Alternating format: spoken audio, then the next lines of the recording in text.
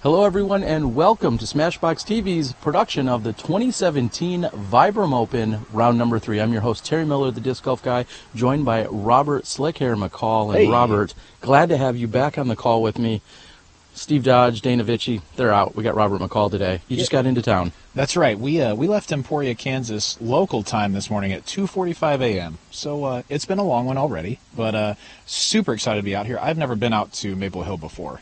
My only venture into this area of the country even was Vermont, and which is beautiful, but it's something special. I've watched videos of this from the old Vibram DVDs and the live coverage and everything, and so thrilled to be out here, excited to watch it go down live and get to talk about it a little bit. All right, well, you're in for a treat. This is a beautiful track, as they say. This is Maple Hill Gold. We've caught up with the second card. They're putting out on hole number 2. We'll get to some of their action, and shortly we'll have the lead card for you. Stay tuned. You're watching live disc golf right here on SmashBoxxTV.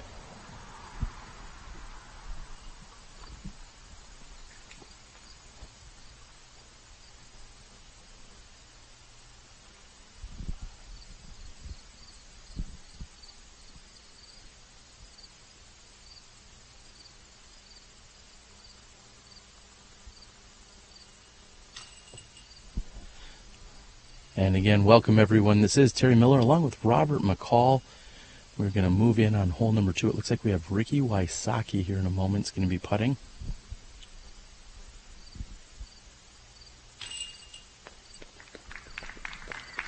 We invite everyone to tune in to udisclive.com. You can follow along with all of the scores. Chris Clemens is putting for 3. I think Chris may have been out of bounds there, so it might have been his 4, but we can find out on UDisc anytime we want to. Yes, we can. The wonders of technology. And as the gallery moves back, we'll get back into position. And Robert will talk a little bit about how hole 3, the tee pad that they're playing from, is a new tee this year. The one that's in front of us is actually the tee that's been played for the last number of years, also the one aced by Dave Felberg a few years back. And they decided to make this one just a bit tougher. Hole 2, you had a 2, Rick. I had 3. Chris. Grady. 3.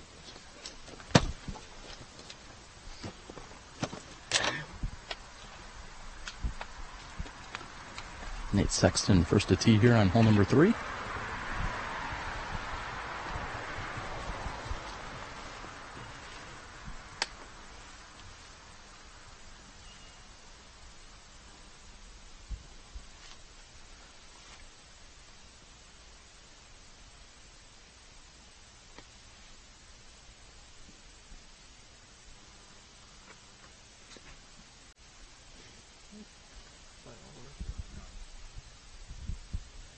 And that looks to be a pretty good-looking shot on the left side of the fairway. This is Wysocki.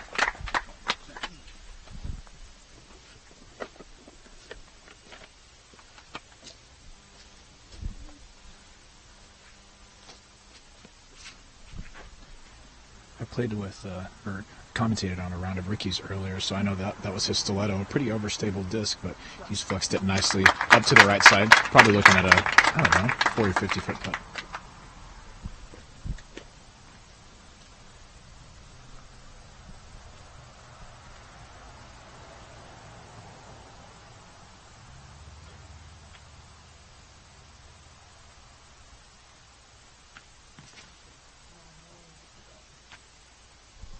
Just missing most of the trees on the left side. Finally hits a later one is Grady Shoe. We had a really good round out here yesterday.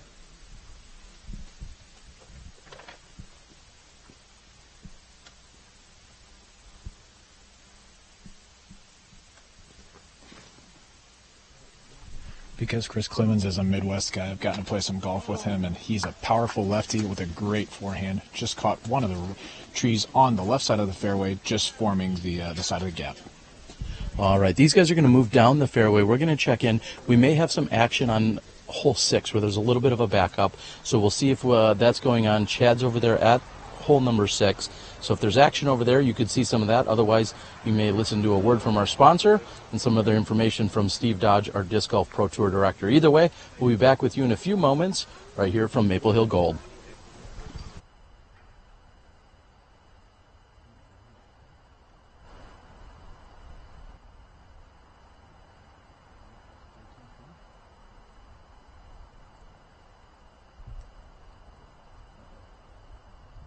going to make it.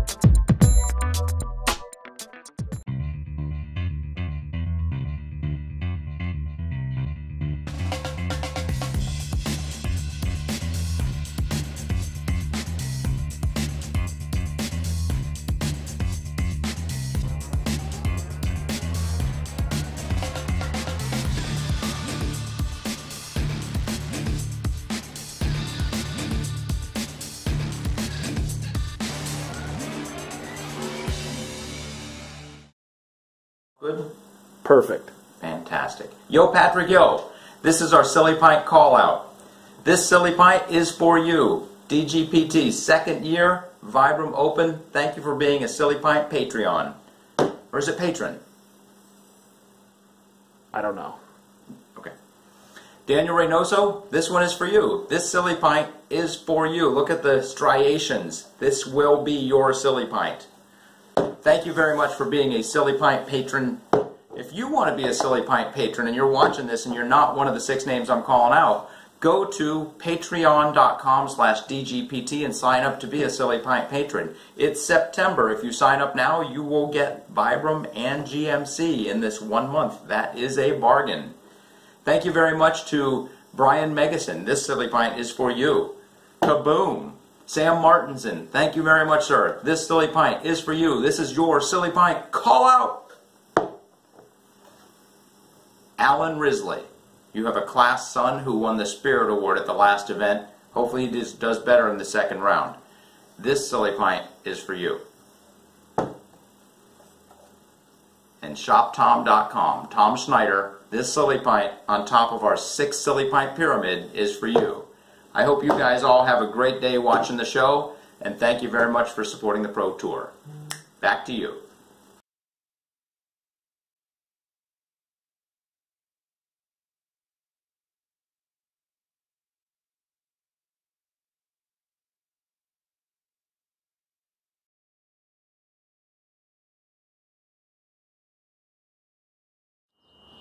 Back it up.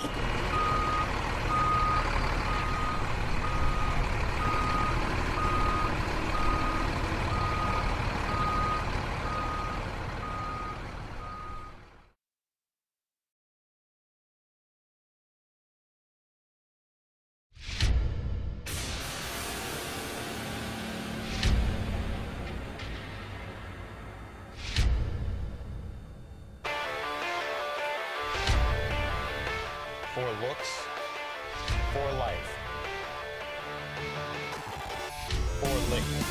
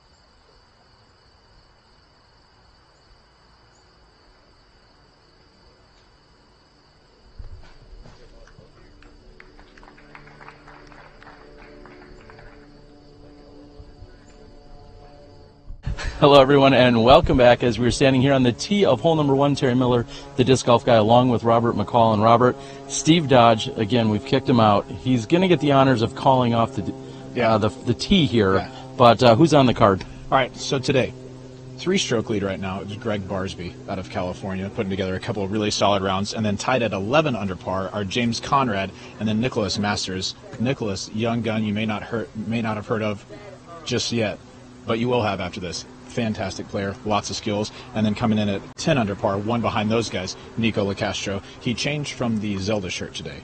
Went with a different look, and I think it looks good. All right, it does look good. We've got Steve Dodge on the call. We're here on hole number 1. I run so many marathons. Hey, Robert. Thank you, sir.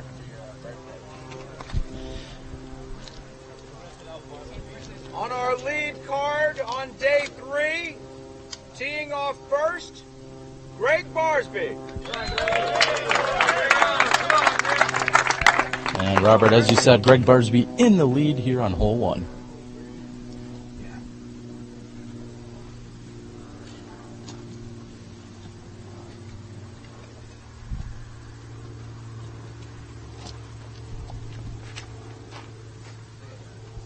Gregg absolutely unleashes on a hyzer flip. Looks like that was a destroyer or a boss. Crushed it into the landing zone.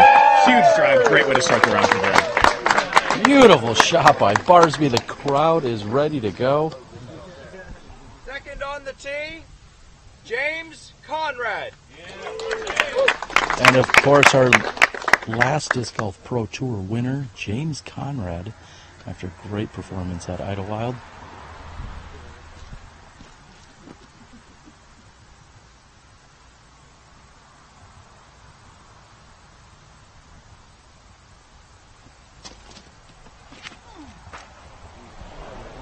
Get back. Come on. James needs that to flex out. It's going to clear the pond just barely, and that's low, and he'll be able to get up and down from there. It may be a little bit back too far for the birdie. Third on our lead card, Nicholas Masters. Robert, we saw Nicholas Masters yesterday here on the lead card. Like you said, not everyone knows his name, but he proved he belongs here, and he's back today.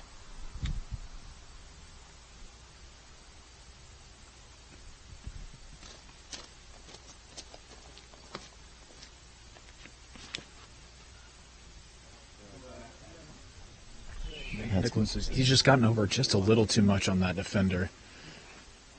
We're waiting to see if that's going to be inbounds. Looks like he has arrived safe, but will likely just be playing for a par 4. Rounding out our lead card, Nikko Locastro. It's fireworks time. We see Nikko lining up a 360, one of the most exciting players on tour to watch.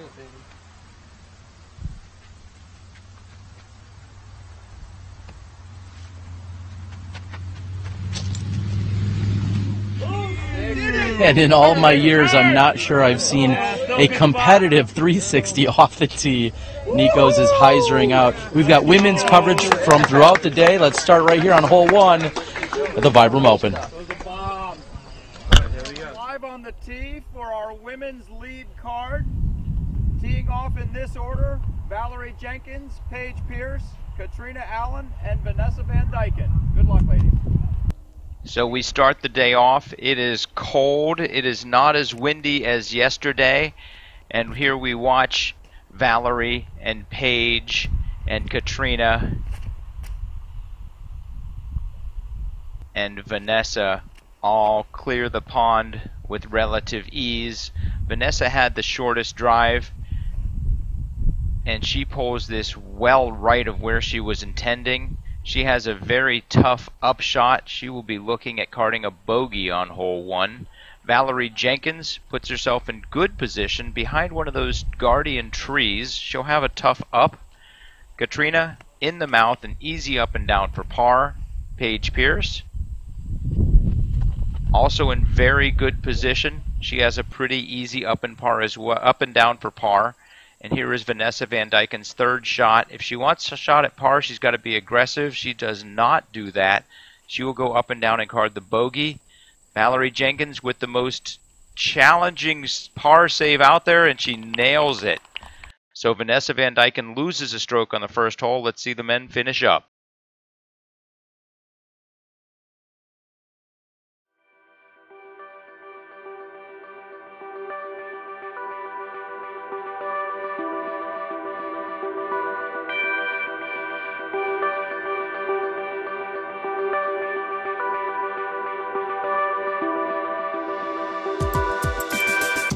By Barsby. Go to Chad.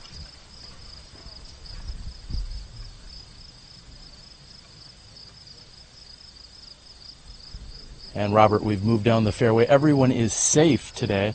Yesterday we saw Nicholas Masters unfortunately turn one over into the drink. Today he is safe on this right-hand side. And they've pushed this pin back, making this hole a little bit tougher this year. Well, I'll say considerably tougher. The extra 50 feet has resulted in far fewer birdies here on hole 1. Absolutely. In years past, the pin was maybe only 50 feet past the mouth, and now that it's moved back, Nicholas is left with no choice but to play for a 4, and so he's done exactly that, playing for a position about 30 feet shy of the mouth to the entrance to the pin.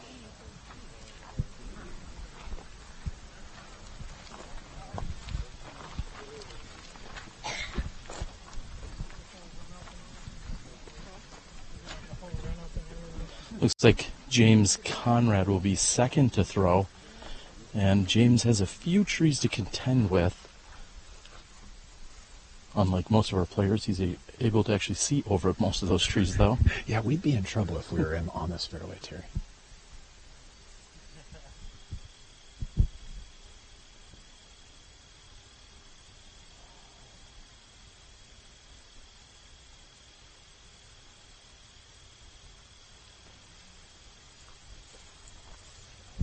And James is, in fact, throwing it right to the mouth that you talked about, the entranceway here.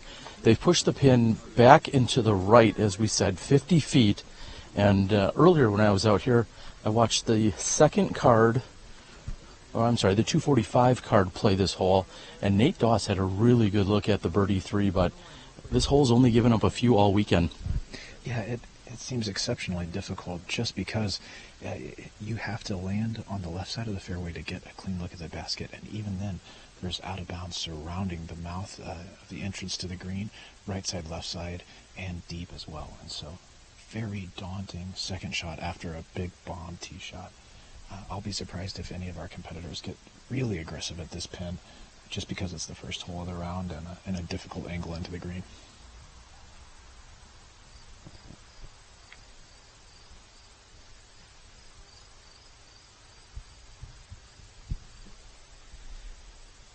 Looks like you and Nico almost coordinated shirts today. Yeah, we called each other. I was wearing my Zelda shirt back home yesterday, but you didn't see that on the coverage. So a little unfortunate break, but we're trying our best. And Nico has opted for the somewhat conservative shot. Really, I'm not sure he had too many other options other than just pitching it out onto the, we'll say, the driveway that kind of moves all the way down here on hole 1 and then carries through hole 7 and also past hole 14. And Gregg Barsby, he is in a great position to actually attack this pin. Absolutely mashed his drive. He's got one Christmas tree directly between him and the mouth of the green, but he's very proficient with a forehand, so I think we'll likely see maybe a baby flex forehand into this green. I am interested to see how the stats break down on this hole with the pin being moved back a little bit more, because a lot of times players are going to play more safe instead of attacking this green, but I imagine Gregg will be going for it.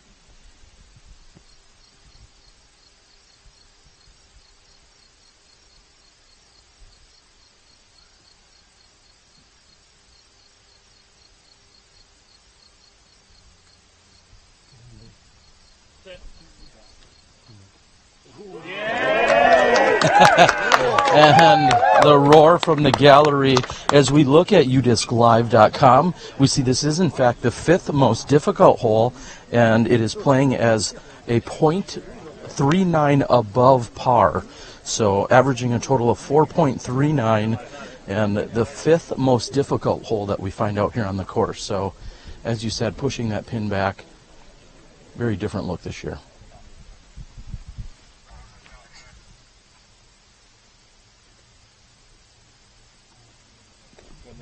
And Nikko waits for the gallery to settle. Sometimes he just gets up and wants to throw quickly.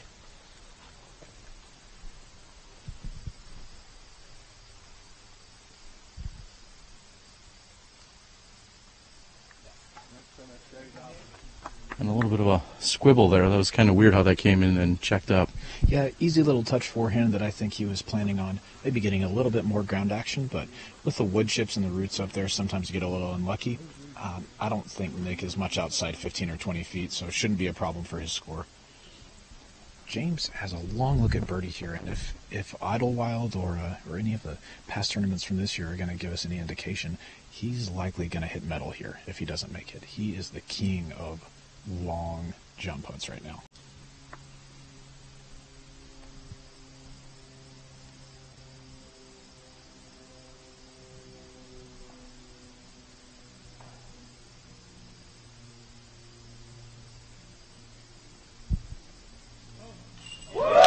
And you called it, Robert. That is into the center of the chains. He wipes out. Man down. Wow. It's one way to get under par. I'm going to tell you, one thing that I love watching James play is that he is fully committed to every single shot. You can tell on every tee shot. You can tell on every putt. He's running up to the basket, too excited to pay attention to the roots on the ground.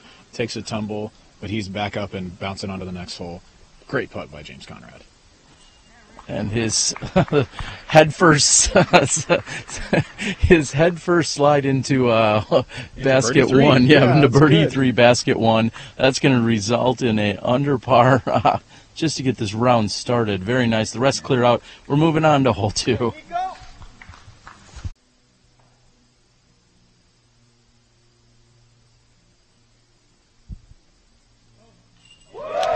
And you called it, Robert. That is into the center of the chains. He wipes out. Man down. Wow. It's one way to get under par.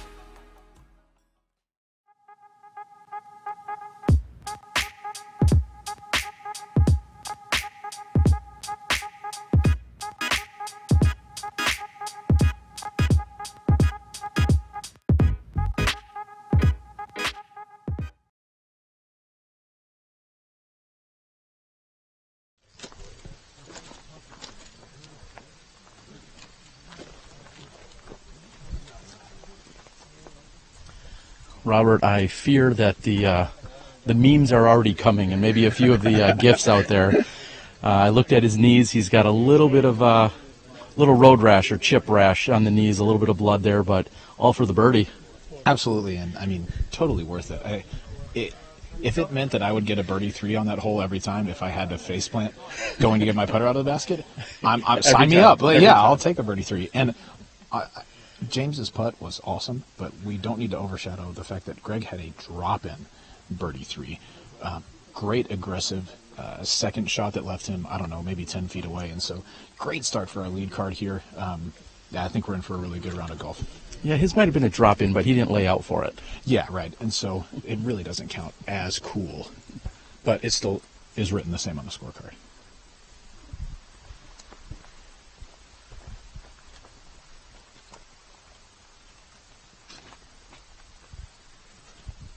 And Barsby might find that left side gap. I'm guessing that's going to get hung up by some of the trees.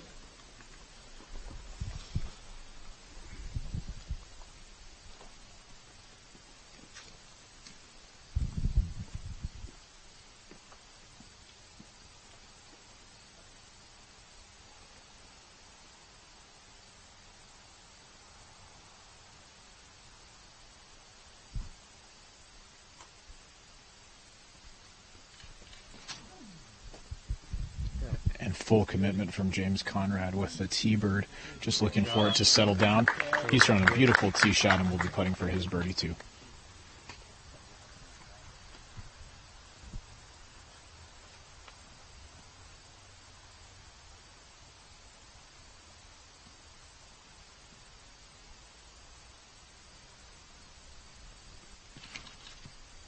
In contrast to James Tieber, Nicholas has opted for a little bit higher speed disc. He's chosen a villain, and he's just relying on the late stability to keep him in bounds, and it does exactly that.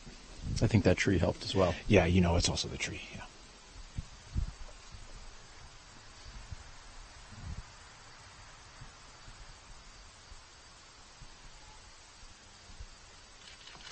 And yesterday we saw Nikko bust out a roller. Steve Dodge was surprised by that due to the gully. It looks like he's trying the same route, and we're waiting for it. Let's see how the women attacked hole 2 earlier. We advance to hole 2. Valerie Jenkins maintains her 3-stroke lead over Paige Pierce and Katrina Allen. Big thanks to Dynamic Disc. Dynamic Disc actually sponsored the Downtown Disc Golf event. They were the presenting sponsor. They're also providing Robert McCall on the call. Thank you very much, Robert. Valerie Jenkins tees off first.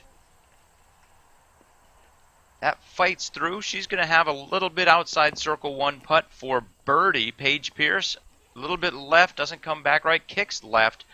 She is a very tough look through that patch of trees.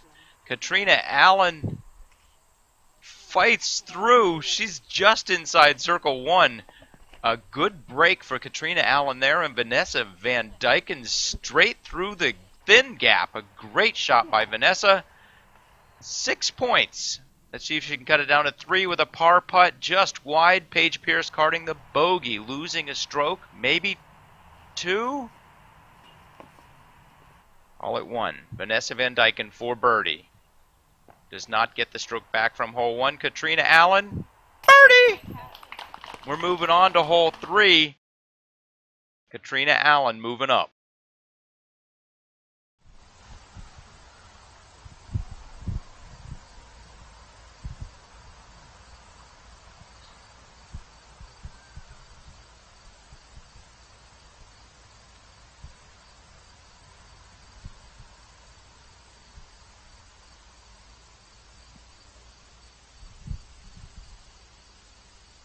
And Barsby has about 80 feet to the pin. He does hit a little bit of some of that low-hanging tree branch between him and the basket and throwing uphill. Not an easy shot.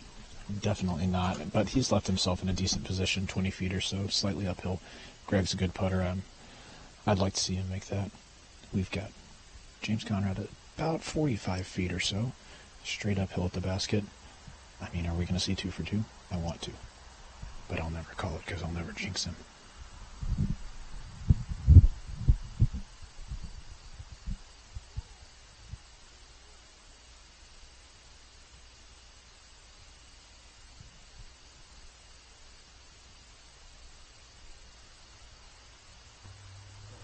Yeah! And what an opening here by Conrad. The power of the reverse jinx is in effect today. I'm telling you, James, he steps through on those longer putts, and I think he's one of the best in the world from that distance right now. Ricky stands still, and, you know, he's obviously good at those too, but James is certainly making a name for himself as a long-distance putter.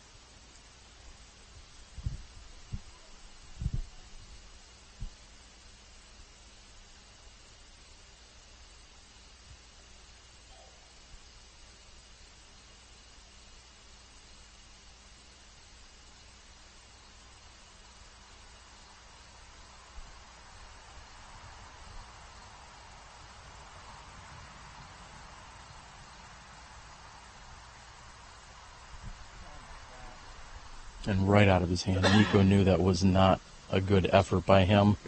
Up and over the top of the basket. He's going to, at best, walk away with a par here. And Nicholas Masters finds himself about 1 meter inside that 10-meter circle. So he's looking at approximately 30 feet, just inside that.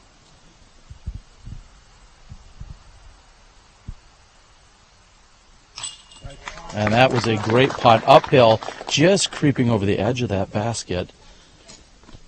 And Barsby's got, as you said, a little more than 20 feet for cleanup on the par.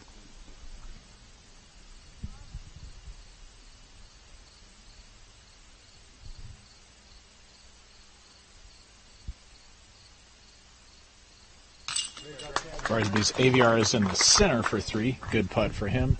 I think Nikko might be depressed that he's currently losing the long hair competition to James as well, so we'll see how that battle ensues for the rest of the round.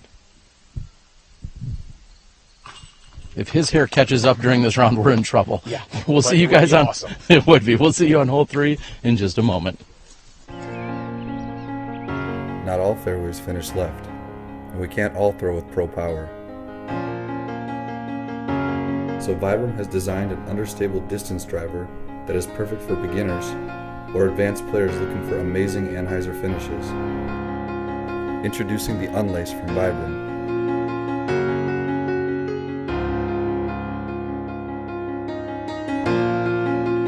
Durability, grip, performance.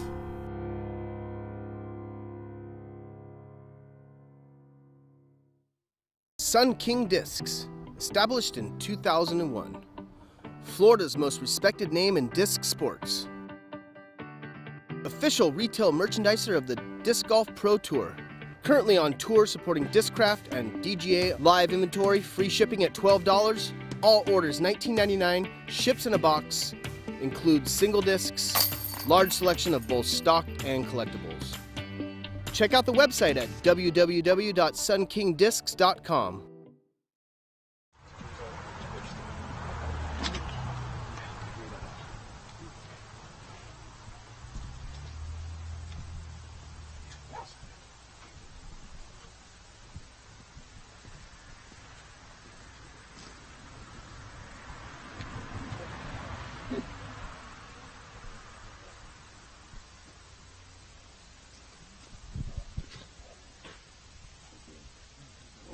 Wow, and just missing one of the earlier trees on the left-hand side. He does hit one about 2/3 of the way down the fairway as we move over to here to the new longer tee pad found on hole number 3.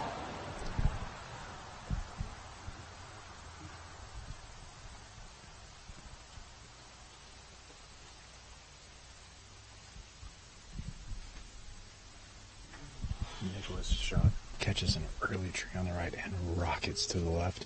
This hole is playing as the 8th most difficult hole on the course, and so kind of the middle of the pack, averaging 3.25 right now. Difficult hole to reach because of the added distance and the tightness of the gap.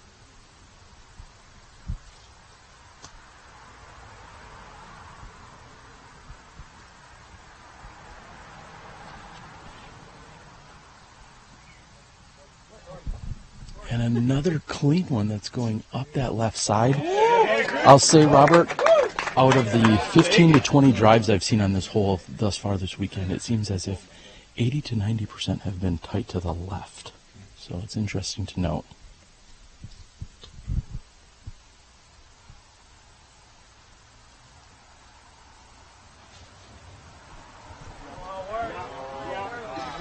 Nico's throwing a smooth destroyer turnover. Just gets a late kick to the left, but a good shot. Let's check out the women on hole 3. We advance to hole 2. Valerie Jenkins maintains her 3-stroke lead over Paige Pierce and Katrina Allen. Big thanks to Dynamic Disc. Dynamic Disc actually sponsored the Downtown Disc Golf event. They were the presenting sponsor. They're also providing Robert McCall on the call. Thank you very much, Robert. Valerie Jenkins tees off first. We move on to hole 3, the beautiful S through the woods. Katrina Allen and Paige Pierce switch spots. Katrina Allen in second place now. It's an early tree and bounces right. She's going to be in trouble unless she can have a miraculous second shot. Valerie Jenkins gets inside the corner tree, and she should have a great look at up and down for par. Vanessa Van Dyken, that is not a good place to be. Paige Pierce goes inside and comes back. She's actually going to have a putt for birdie. Katrina Allen gets just outside circle 1 on her putt for par. Valerie Jenkins, easy like Sunday morning. Vanessa is in trouble and actually leaves herself with a very long putt for par. Get in there, disc, just short. A great run by Vanessa Van Dyken. Katrina Allen misses her par putt. Paige Pierce, call it a birdie. Paige and Katrina switch spots again.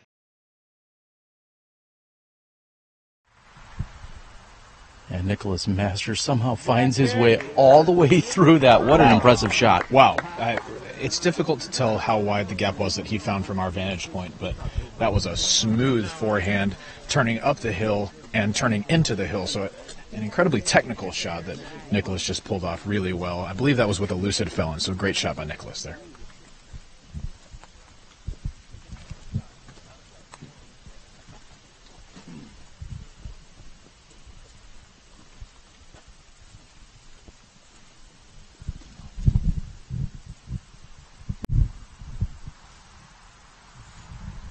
Looks like James is clearing out all potential jump putt obstacles. He may just be outside jump putt range.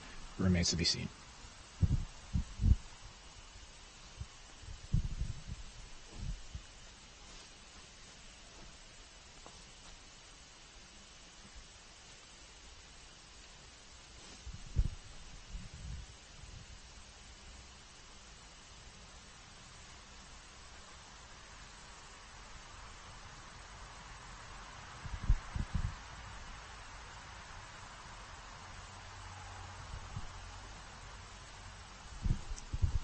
A very, very smooth upshot for James.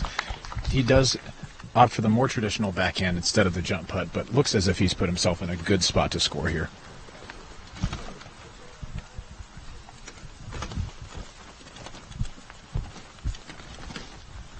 Robert, it looks like we've got a great gallery out here taking in the action. One of the challenges, though, anytime we find, whether we were at Waco or in Idlewild or here at Vibram, sometimes the fairways are relatively tight and can be a little bit congested. So as much as we love to see the gallery, we also have to be very conscientious of where they're at and making sure that the players have the room and the space that they need.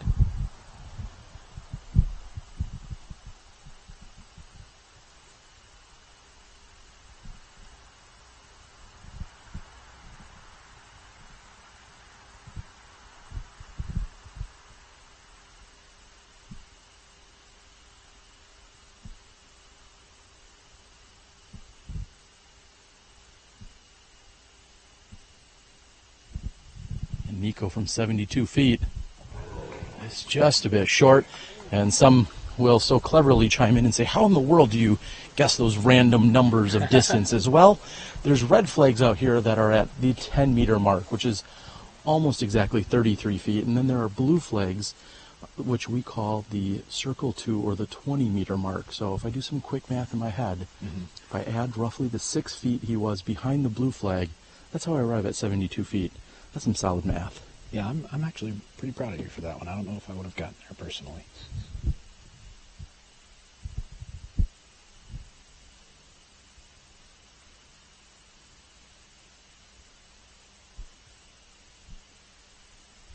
Jumper from Barsby. And he had the right height. The question is, how much is that rolling? And it looks like it sat down for him, but that could have been very dangerous, as this is on a little bit of an incline. Yeah, if you're new to the game or don't play on sloped grades very much, you may not know this, but when putts come down on that sort of hyzer or more extreme angle, a lot of times they have a little bit more potential to roll away, and so for the most part our players are looking to keep those landing pretty flat on the ground. It is unlucky when they get a roll away like that, but the players can do their best to land them as flat as possible. And to your point about our gallery, it is great having the gallery that we have, and I think one of the reasons that we feel like we can get so close to the players is because in disc golf, our pros are still so accessible and so friendly, and that's one of the things I love about disc golf, but you're exactly right. We need to respect their space whenever they're playing holes like this. Seems as if our gallery today is doing well with that.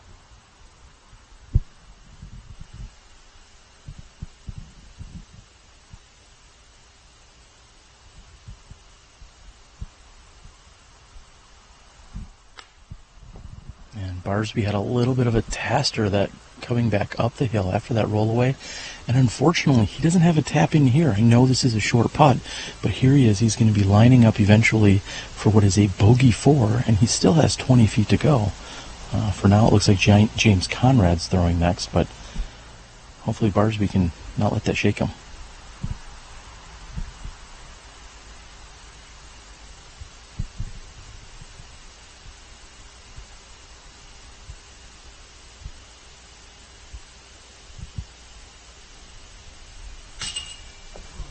Oh, and high on the chain entrapment, then it comes down, hits the actual basket, and then slips back out for Conrad. He's going to walk away with a bogey here.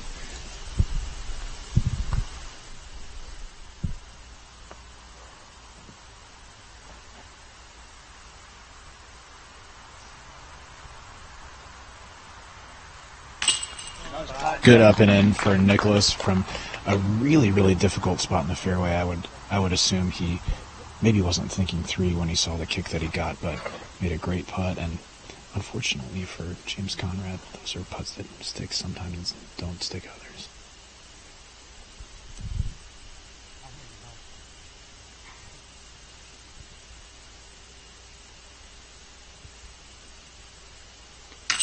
And Barsby paused momentarily for a bug. We're going to let these guys tap out, and we're moving on to hole 4.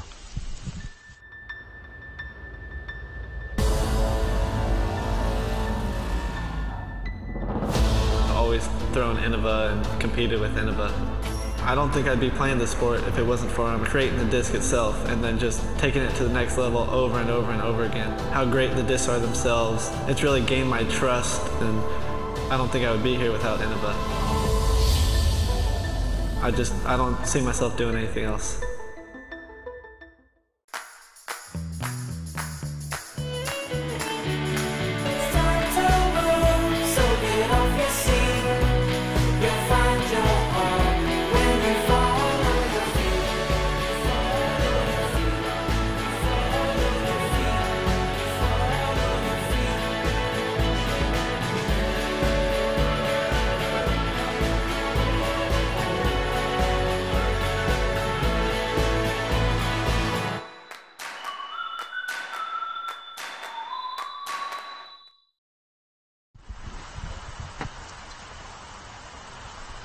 And welcome back here to hole number 4, 250 feet downhill.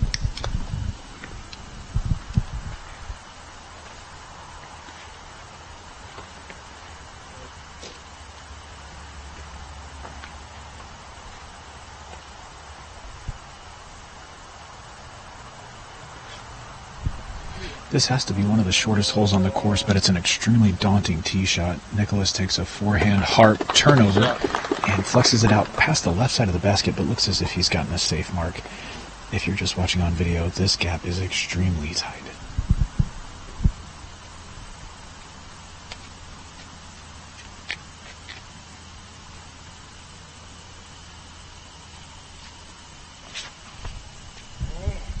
And Nikko's putter just leaks right and catches the secondary set of trees and kicks down to the left side. He'll have some work to get his par 3.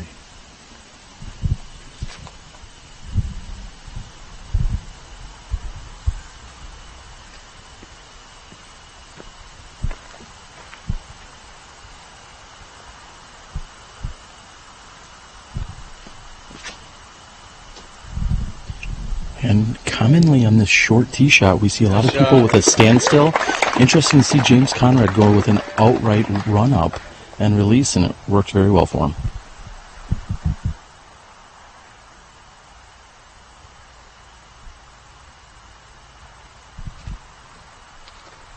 And I'm not sure he could have gotten any closer to that tree on the left side. It doesn't get all the way down there, but we'll check in with the women here on hole 4. We move on to hole 4. Valerie Jenkins maintains her 3-stroke lead.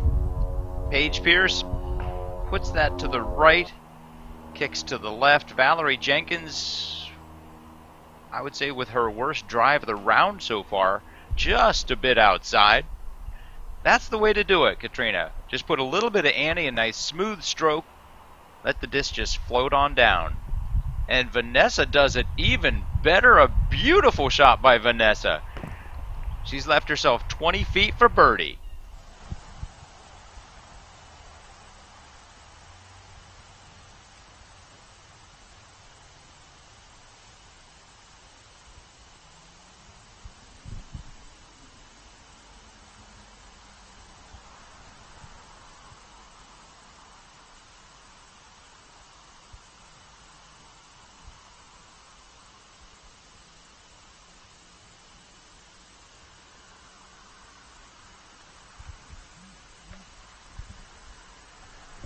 Nikko's having a discussion with the branches there, and is on the right side. He'll have a straddle. Let's get back to the women.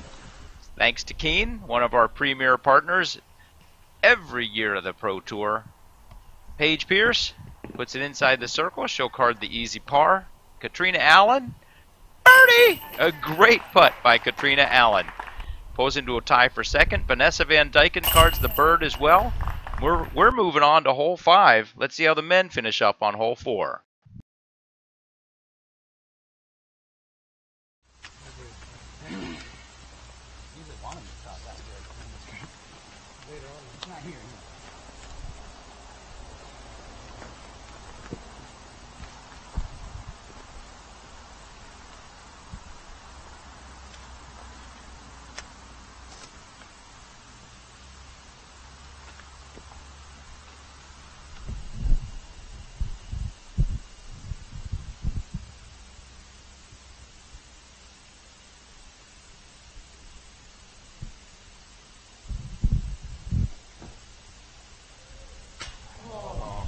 Plenty of loft as Barsby takes a really good run at that and hits off of the Mach X entrapment. I'm not sure if you were able to see from behind Gregg's shot, but there are two very skinny trees that blocked off all normal flights of a putter, so staring at the water, Gregg had to loft that a lot more than he would have liked to. It was a great bid, but got a little unlucky kick. And speaking of unlucky kicks, Nikko's found himself just outside the circle after a pretty decent upshot that got punished.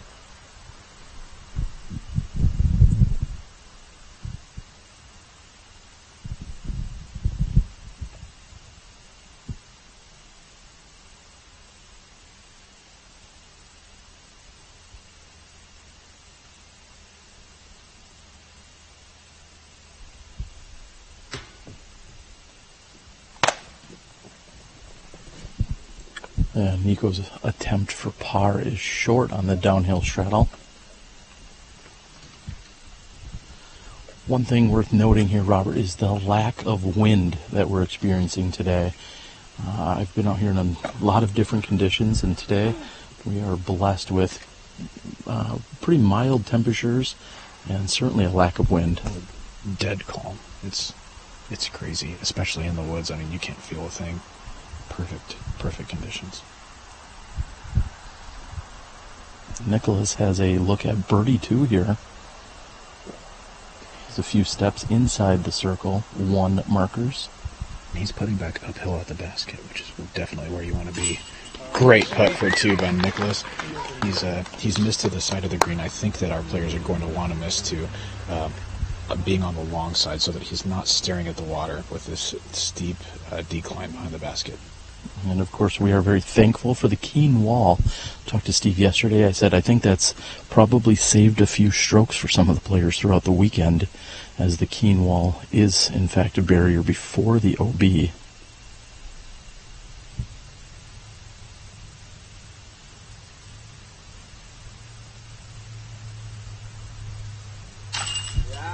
And Barsby does make the comebacker. He's going to save the 3 here. We'd like to thank Keen for their support of the Disc Golf Pro Tour. James Conrad looks as if he's just past a meter away from the Keen wall, which I think is right next to our out of bounds, if not signifying our out of bounds. So he's got approximately 20 to 25 feet back uphill for his birdie 2.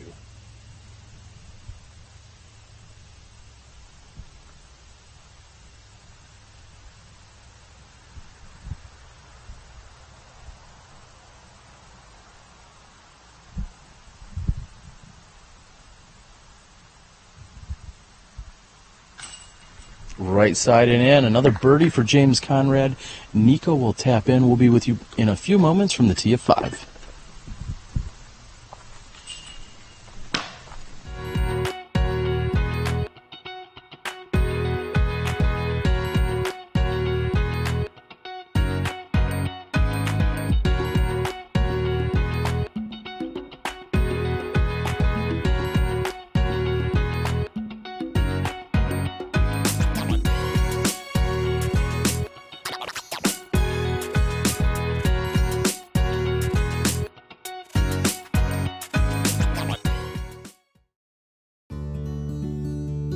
Tempercraft, USA. Double wall, 18/8 stainless steel construction. Keeps it cold while you're hot, keeps it hot while you're cold. Get your customized growlers, tumblers, and sports bottles. With a lifetime warranty and 1% back to the planet. Tempercraft, USA. Temper your thirst.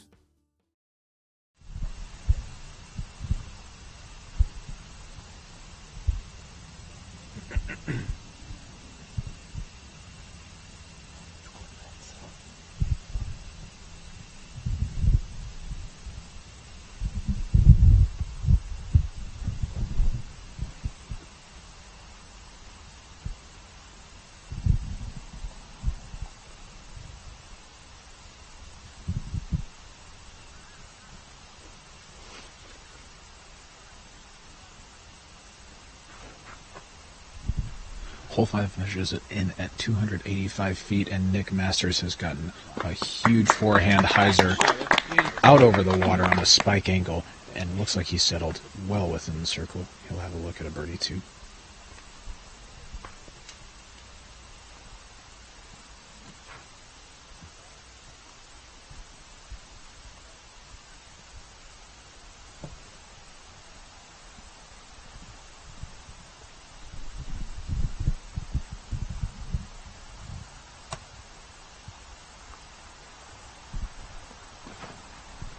And Conrad with a flippy AVR going out and over.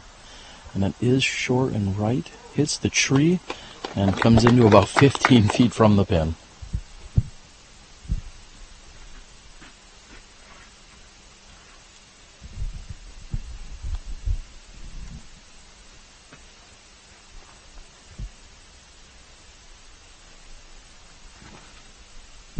I believe this is Gregg's Firebird. He's hung it out pretty wide and asking for it to get back. Oh my goodness. Gregg Barsby. I hear the new thing when you hit an ace is just to run as far away as possible. So Gregg's starting a new trend. Super awesome to see an ace on hole 5 here today. Elevated basket. Way to get the round back on track, Gregg. Fantastic shot. When you have the lead and you wish to extend it, that's one way to do it. Gets the hug from team and pal. Look at that. A couple of hugs from his card mates. Nicholas giving him the congratulations. What a shot, Gregg Barsby. Nico's going to have to regroup here and get ready.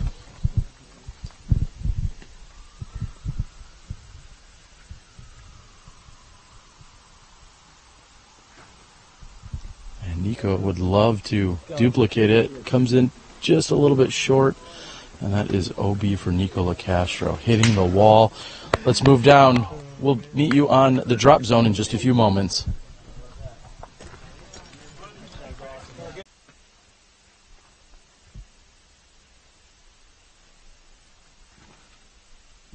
believe this is Gregg's Firebird. He's hung it out pretty wide and asking for it to get back. Oh my goodness.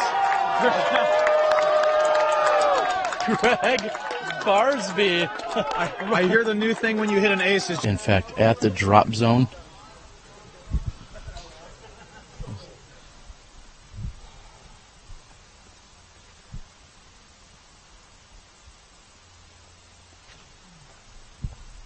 That's a great looking shot by Nico, just past the basket. We'll see, again, we'll go back to the women here on hole 5. We move on to hole 5. Valerie Jenkins in the lead and in control. Katrina Allen on the tee. Pulls that right, kicks left. She's got a tough upshot.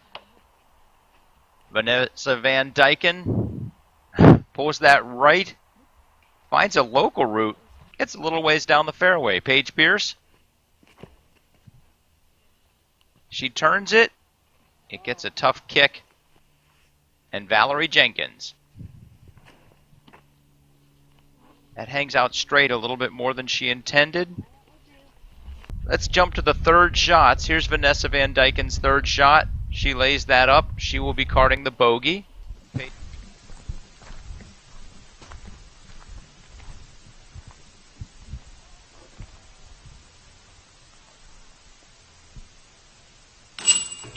go, Rob. And James Conrad is going to have to just settle for the birdie. I know. Barsby employing a bold strategy, just throwing it in on the first one. Seems like a good idea. And Nikko taps in after a struggle. We'll see you on hole 6 in a few moments. For driving with power or into a headwind, Vibram designed a distance driver with amazing glide and a strong, predictable fade. It is the ideal disc for big arms, forehand drives, and smooth right-to-left finishes. Introducing the O-Lace from Vibram. Durability, grip, performance.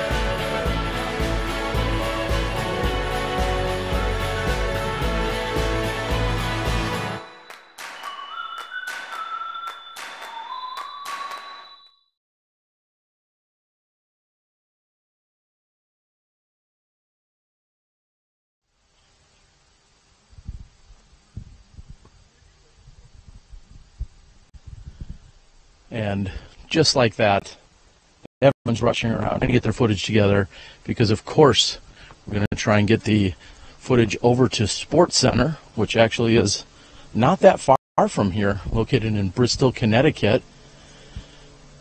Gregg Barsby will have the honors.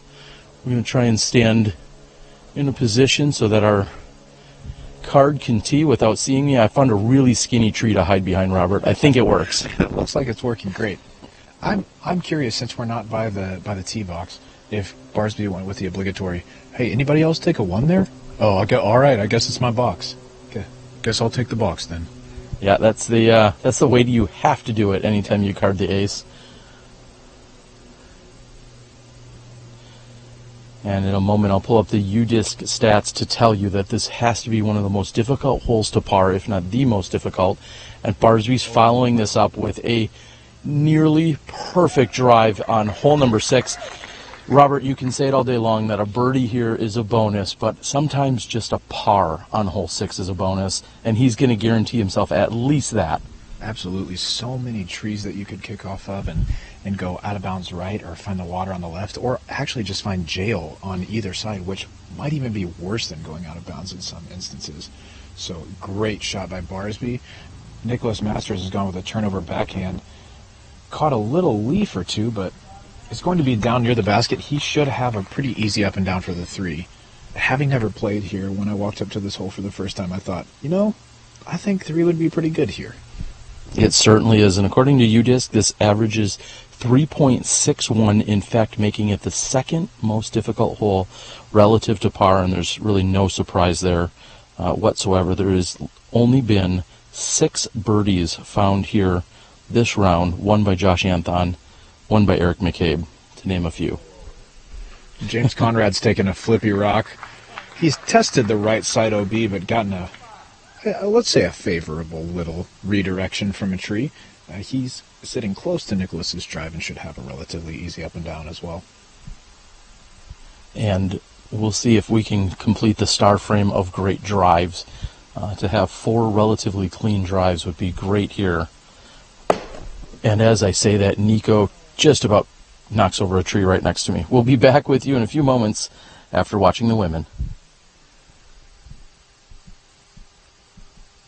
We move on to hole 6 in this roller coaster round. Valerie Jenkins has a 4-stroke lead over her closest competitors, Paige Pierce and Katrina Allen. She puts that right and gets a very favorable kick. She is inbounds.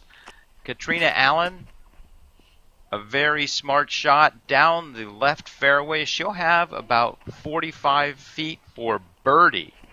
Vanessa Van Dyken A little bit short and left. She probably wanted to get that farther down the fairway. She will have a very difficult up and down to save the par, and Paige Pierce pures the thin gap. Nice shot by Paige Pierce. She's got about 40 feet for birdie.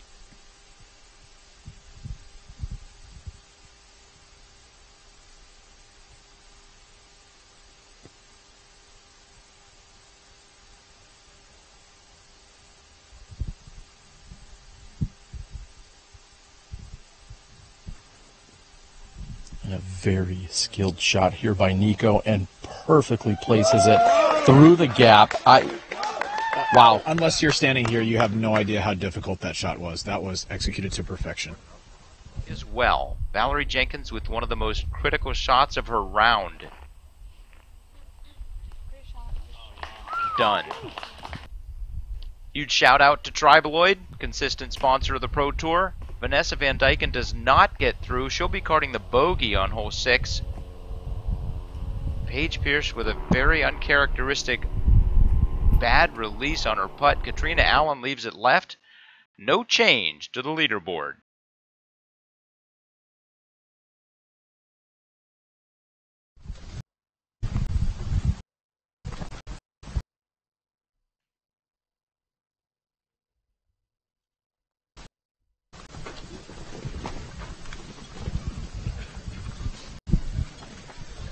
And it has been officially confirmed that Gregg Barsby had thrown a glow Firebird. So for everyone at home, it was a glow Firebird.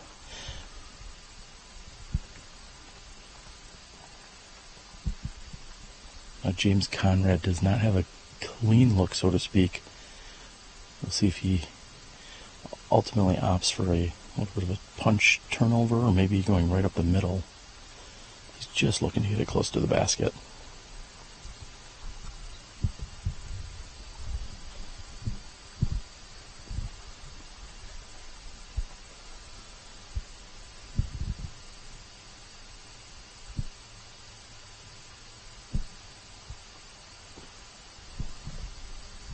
And you talked about that long-range step putt, gave that a really good run. Even from an obscured angle, that was a good bit at the basket that didn't really ever have any danger of missing too far or rolling away or anything like that, because it was coming in really slowly. So great play by James there. Nicholas's drive was within a few feet of James, but will definitely have a different gap to contend with. Just so many narrow trees accompanied by a few big trees kind of left of the basket that make this a very, very difficult upshot.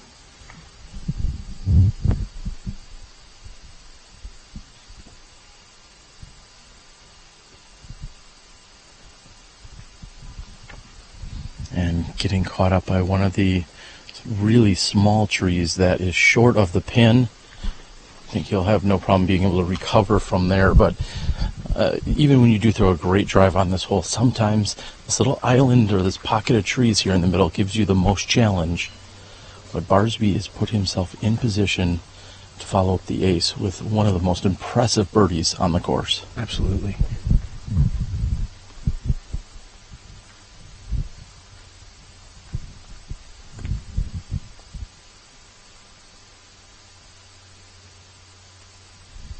Yeah! And he's done just that. Gregg Barsby is in fuego. Is that what they say here? Yeah, I mean, this isn't Mexico, but they might say that there. Or you could... I won't even go there. All right. Good for you. A little restrained here today.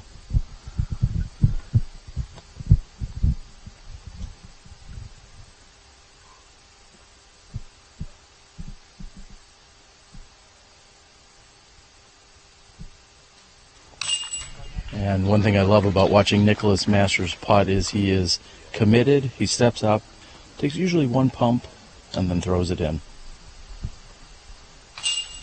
And that par save is just sick. I mean, miraculous up and down for Nikko. Very, very well done. And Conrad is in. We're moving over to the tunnel shot found on hole 7.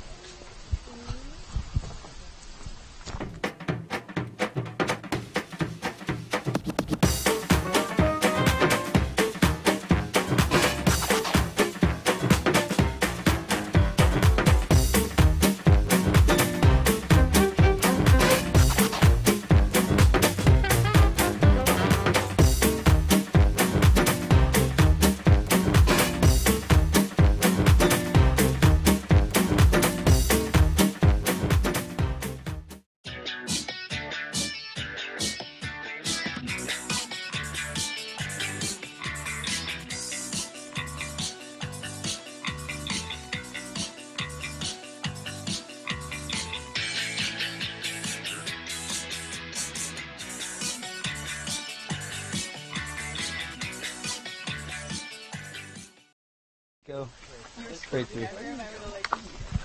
And Robert, as I mentioned, Greg Barsby following up the ace with one of the most difficult birdies on the course.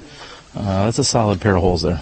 Absolutely, and that hole we just played, hole 6, is the second most difficult hole on the course. And so, yeah, to go ace 2 on any set of holes out here is good, but on those two is particularly great. We are all good. Barsby getting the A-OK. We're live on the tee for hole number 7.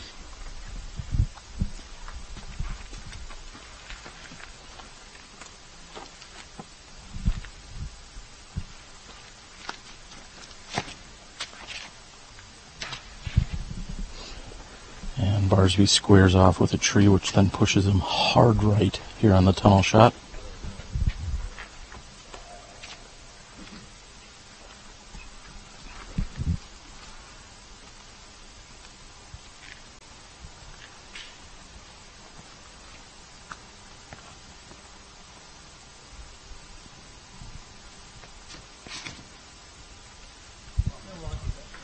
And Nicholas finds the left side of the fairway. Yesterday he had the best drive in the group.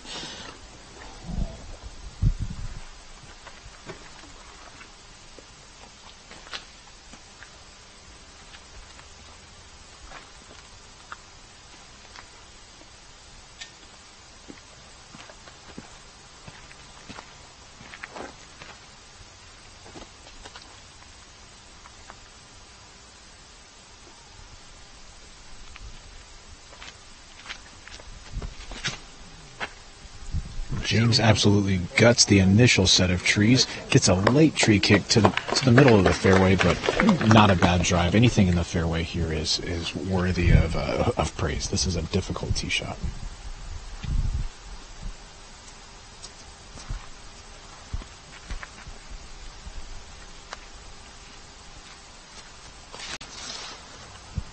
Nikko's hoping that stays straight, and it's doing just that. Filtering left. The women played to a different pin earlier. Let's see how they did on hole 7. We move on to hole 7. Valerie Jenkins with 6 pars in a row. This is a gettable par 3, 280 feet, slight rise. She curves that one off left. She's going to have about 35 feet for birdie. Katrina Allen, straight up the gap, actually goes past the pin. A great shot by Katrina Allen. Paige Pierce, whoop, that's off to the right. Heisering back. That is a local route by Paige Pierce. She finds that route. That's why you show up early, folks. And Vanessa Van Dyken, oh, a tough kick at the end. Let's watch these ladies putt for birdie.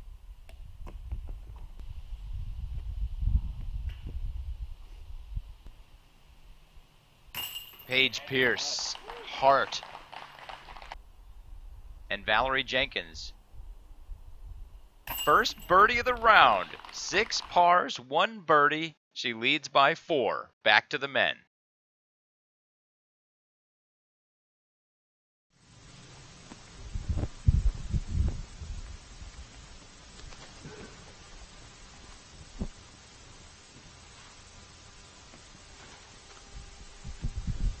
And welcome back to Greg Barsby's contemplation zone. He's got a lot of work to do. There's a lot of trees between him and the basket here. It's also slightly uphill, and you don't want to come up short because you will then still be putting uphill at the basket, and it may not even be in sight if you are too far down the hill. So the play here is long left, or, well, I'll say long or left. You just don't want to be short. Absolutely. Gregg's disc was no more than a foot or two off the line. It got an extremely punishing kick, and that's one of the difficulties of playing out here at Maple Hill. Gregg's opted for an eagle turnover that's flexing back and gets another really punishing kick down to the left side.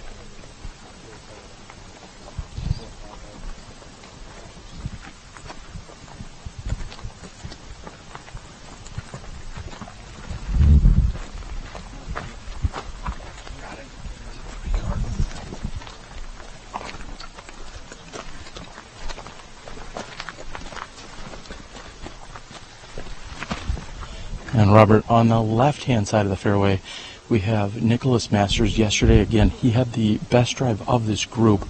Also, in looking at udisclive.com, we see that 10% of our competitors put this inside circle 1, telling you just how difficult of a pin it is to drive to.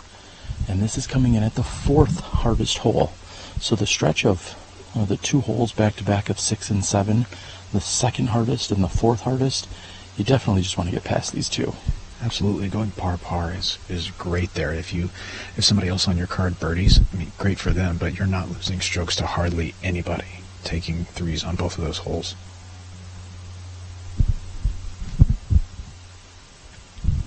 A great approach shot there by Nicholas. I haven't checked the scramble rate. I'm not sure I figured out how that even works yet, but whatever the scramble percentage is, I know he's doing very well at it. I'm not sure if you want a high or a low one. Probably a high one? You're going to want to have a high one. If you are new to the statistics, the scramble rate is when you are off the fairway and then are able to get up and down for a par or better from that drive. And so scramble rate, a lot of times, gives an idea of how good a player is at making, basically making lemonade out of lemons a lot of times.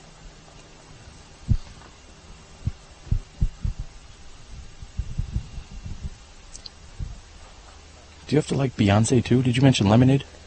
I did mention lemonade, but actually not Beyonce. I'm not sure where you got that one from.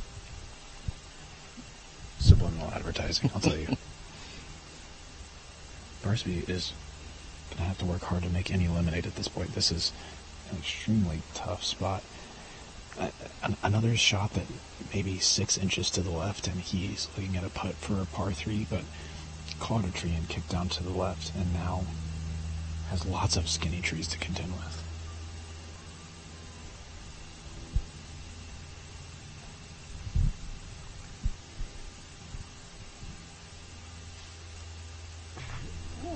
Wow, that was a great shot by Barsby. It looks like he's put the disc on its back so that it would slide a little bit when it hit the ground, and it slid across the mouth of the fairway to just outside, it looks like, circle 1, maybe just inside.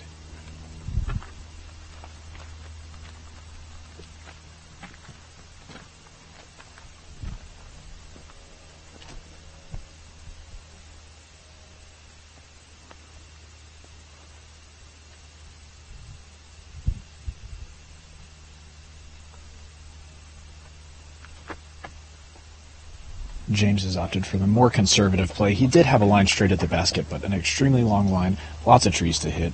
So he played left side of the trees just for an easy drop-in 3. Great play by James.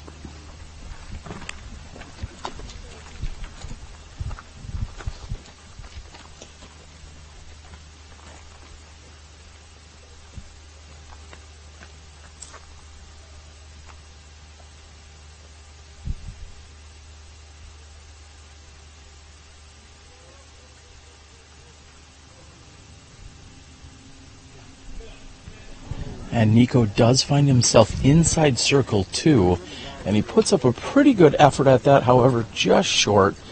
He's going to have to settle for the par here. We also see that Gregg Barsby, who is finding his way down the fairway, or should I say the alternative fairways, it puts himself to about 25 feet. So he's got a little bit of work to do, and this is for a bogey 4. I like the term alternative fairways.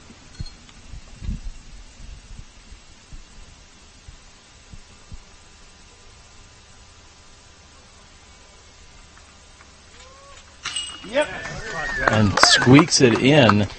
I'm wondering if we can get that term added to our UDIS stats, perhaps, anytime the alternative fairways are utilized by our competitors. Scramble percentage / alternative fairways. I like that one a lot. Good call. And Nicholas Masters has gone past the basket. He'll have a little bit of shrubbery to contend with.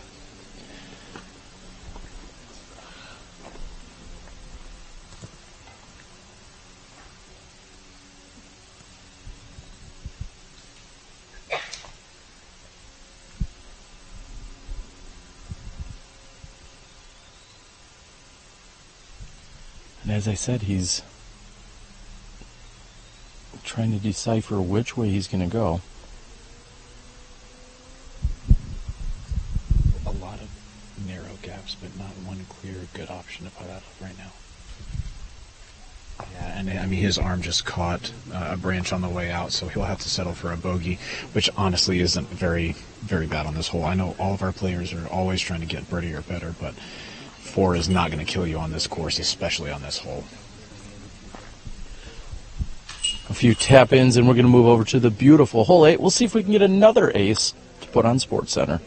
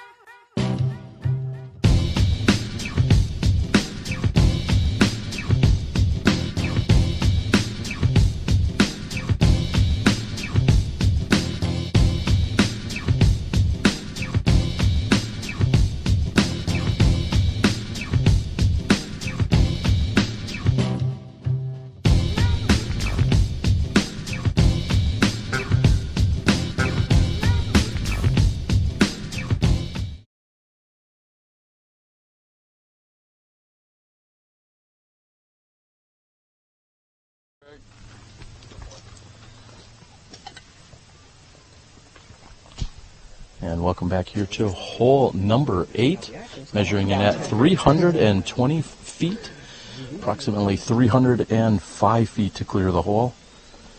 To clear the water. Or, yeah, the water. Otherwise, they would have put 305 on the T sign. I think. I'm not an expert. He must be a course designer, though. James Conrad on the tee.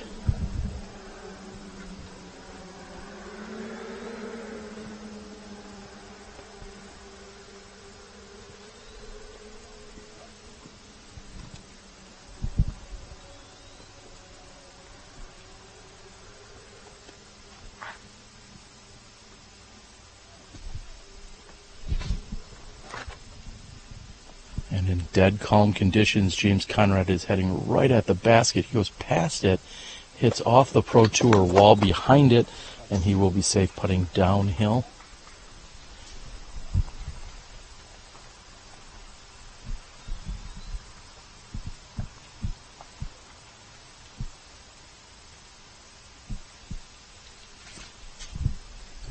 I'm really surprised to see Nikko take a forehand at this basket. I'm pretty sure he's aced it in years past with a backhand, but I mean, he knows better than I do. He put it about 15 feet behind the basket. Great smooth forehand for him.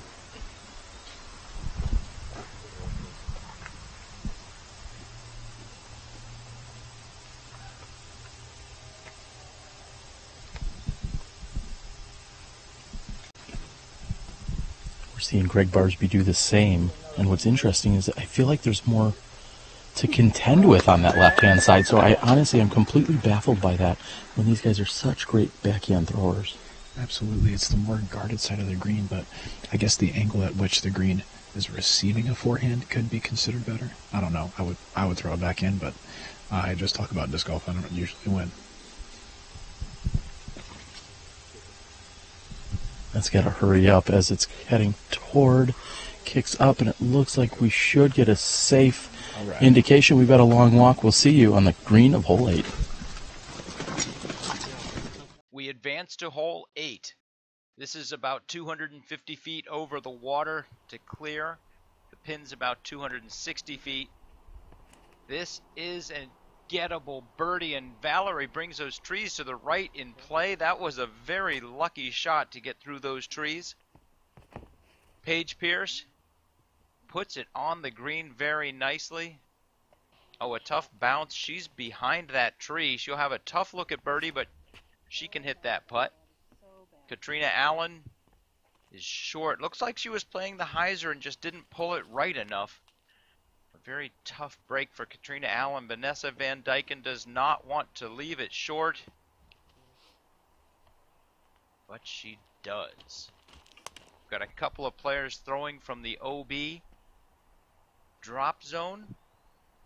They'll have easy bogeys, giving up at least one, potentially two strokes to Valerie. Let's see if Valerie can capitalize.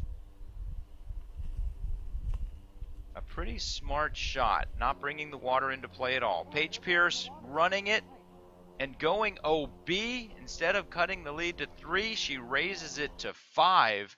We're moving on to hole 9. Let's see the men finish 8.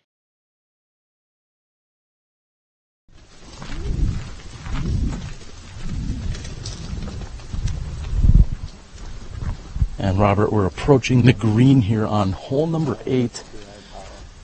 And some insight. Gregg Barsby said he actually changed up his disc on this hole and decided to drive with the same one he drove hole 5 with, because he thought if I ace again, well, at least it'll be the same disc, and that'll be a better story. Absolutely, and I gotta respect the game. He's obviously thrown a good shot, so maybe he should just throw that on all the rest of the drives. We'll see.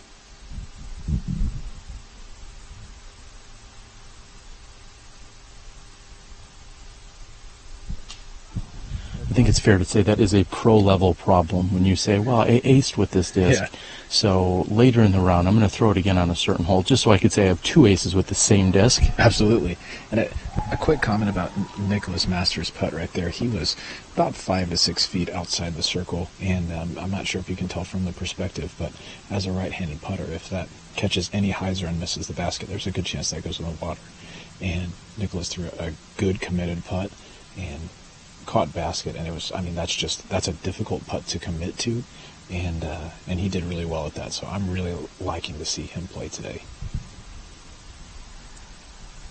And James is having some tall people problems here. He just took his meter away from the guardian wall on the backside of the green, and when he went to putt, kicked his foot up and it hit the back of the wall.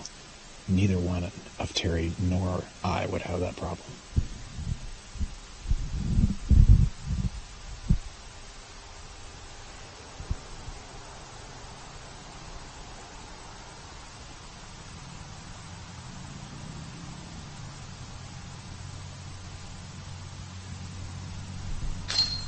And super smooth by James Conrad. And speaking of problems, if you want to save yourself from a few back problems, go out and pick up yourself an Upper Park disc golf bag. Supporter here on the Disc Golf Pro Tour.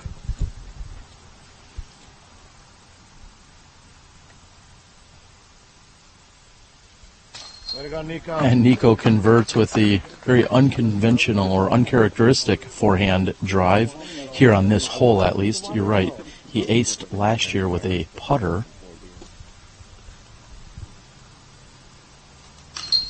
And Barsby for the cleanup. Nicholas Masters will still putt in. Everyone's going to need to hold off just for a moment. He's still left with about 12, maybe 15 feet, and he actually has a little bit of work to do. Absolutely. I don't know if you caught this about Barsby's putt, but he got a little of that Ricky Wysocki float in the change. So, Ricky, watch out. Some people are learning your tricks, man. All right, we are clear on 8. We'll see you guys on the very challenging hole 9 in a moment.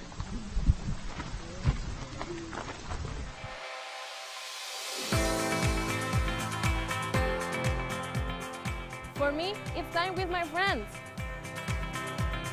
For me, it's a walk in the park. For me, it's my job. For me, it's fun.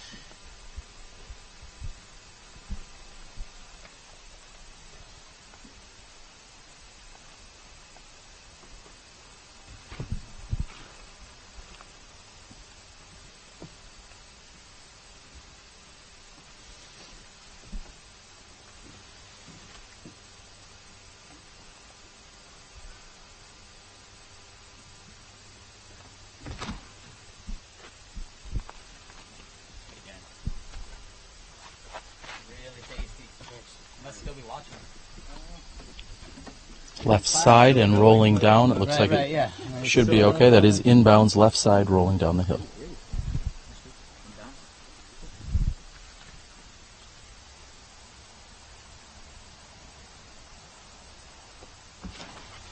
Get past it. Oh.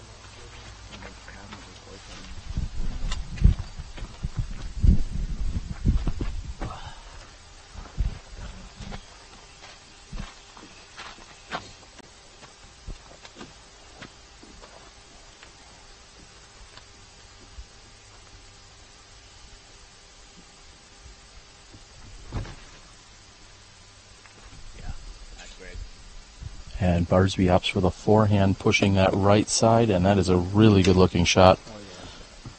You may have a long look at a putt from there.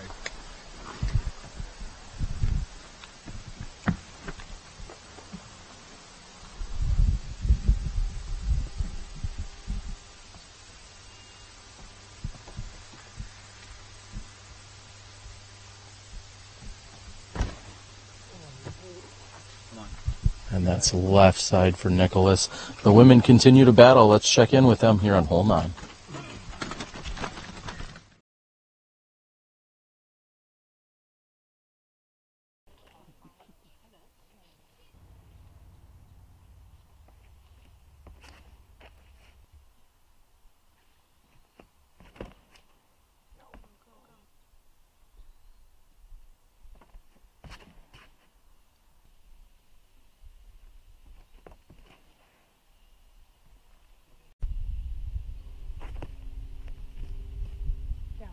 Down. Hit the tree and backboard.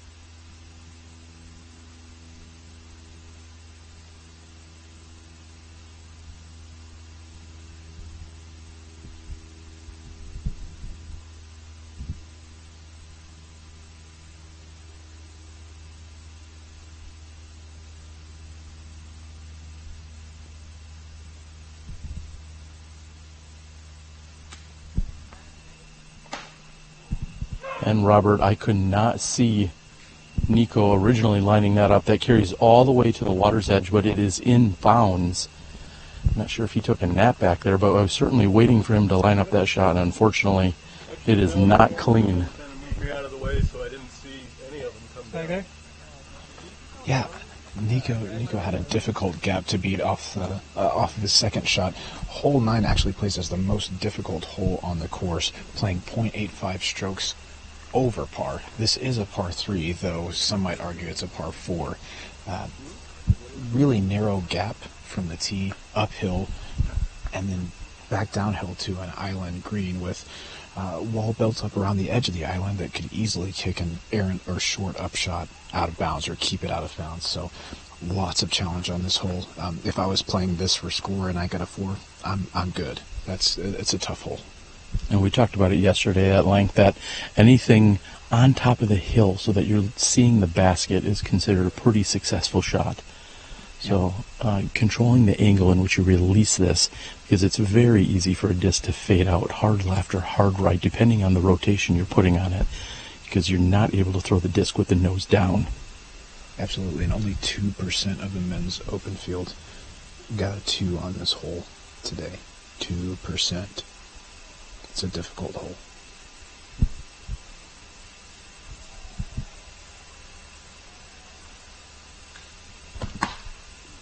And that's short, kicks up. I don't recall who it was I had a wager with, but I know I need to cash it in because somebody said that this hole wouldn't get 2'd this weekend.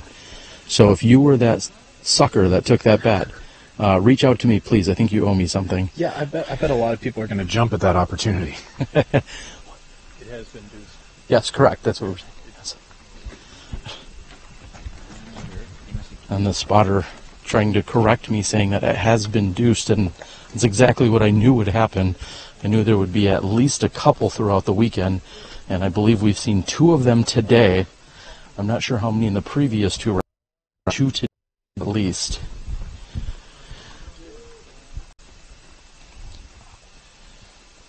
And Nikko is on the far left side, pinched up against the Upper Park Designs wall, and still yet to out is Conrad.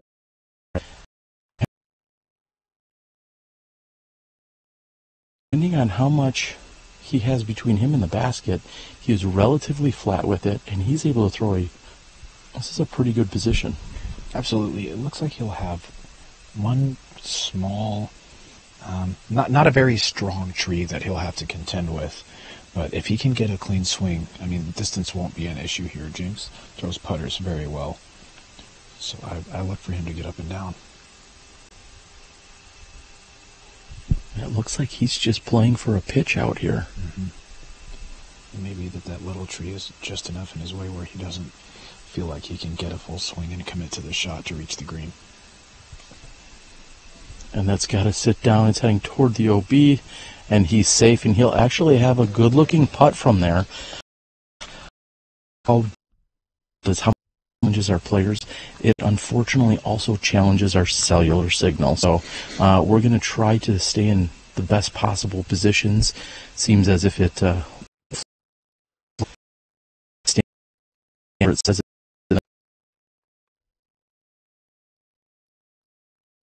and a moment later it's no good, so we'll see if we can prop up in a couple. And from the other side of the fairway, Nicholas Masters has thrown his approach shot, and great speed finding the wood chips. And we talked about it at length yesterday, that this is a new retaining wall that was built. Todd Dodge, along with Dave and the rest of the crew, makes for a beautiful set of landscaping out here on a very tough hole. Yeah, it's so crazy because this is one of the most picturesque holes probably on the course, and one of the most demanding. I mean, it's, what, 390 feet or so?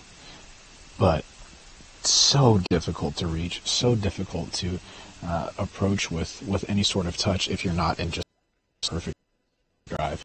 And I think of what Nikko is experiencing right now, his second shot looked like he was just playing to the flat part of the fairway, give himself maybe a long outside chance at a 3, but he caught a tree on the left side of the fairway and then rolled much farther down the left side of the fairway. So he's pinched up against the wall and will have to either do something extremely creative or extremely aggressive to reach the green and give himself a look at what will now be a par 4. And he's bogey 4. And he was about to take one of the most crazy shots I've ever seen. Instead, he does exactly as we saw from Conrad, pitches out to a very similar position. He, for a moment, was lining up and out over the water shot, which in the near decade that I've been coming to this event, I've never seen someone actually opt to go out and over the water during that shot. And I see what he was lining up. I just think it would have been very low percentage. Again, we're going to perch up on this hillside to hopefully maintain our signal. Yesterday we found that if we get onto the green or get much closer down near the basket, we are challenged. And I don't need any more challenges in my life, Robert. That's right. We've had a lot of shots thrown from our other competitors before we've arrived at Gregg Barsby's drive. He is in a picture-perfect position for an easy up and down 3, maybe even an outside chance at a 2.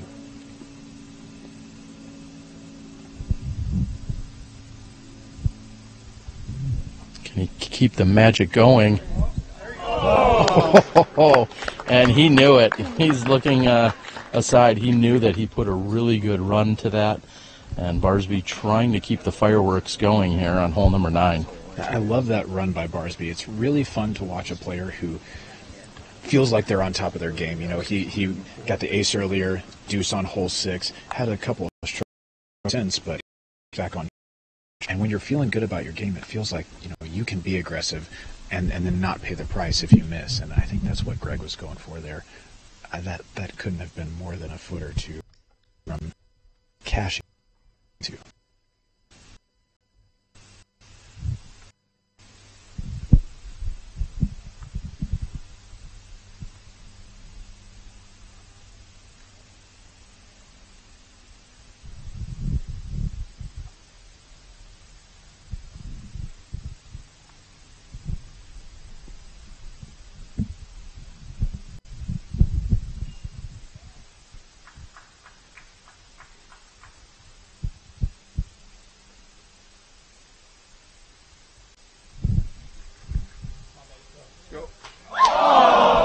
Oh, and somehow that scooped in and out. I'm not sure exactly how much metal and chain that grabbed, but you would think that was going to fall in, and it just seems like Nikko's luck is, well, it's the bad kind right now. Yeah, that was an inch or two from being a fantastic bogey save. And from 2 difficult positions, I mean, you can't ask for much more on this hole.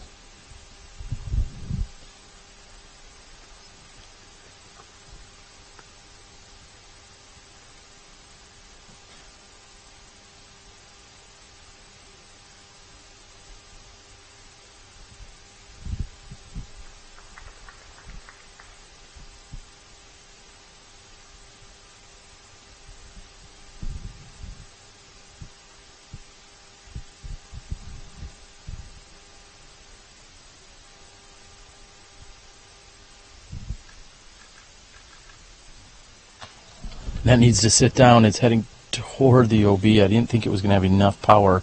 That was a good run, but hits off the front of the basket. And I believe, unfortunately, the averages are going to increase. We've seen 62% of our players play hole number 9 above par. And after this hole is complete, with our leader card included, I think those numbers are going to go up to at least like 90%-ish. Okay, maybe 63%. But again, 62% of the competitors here playing this above par.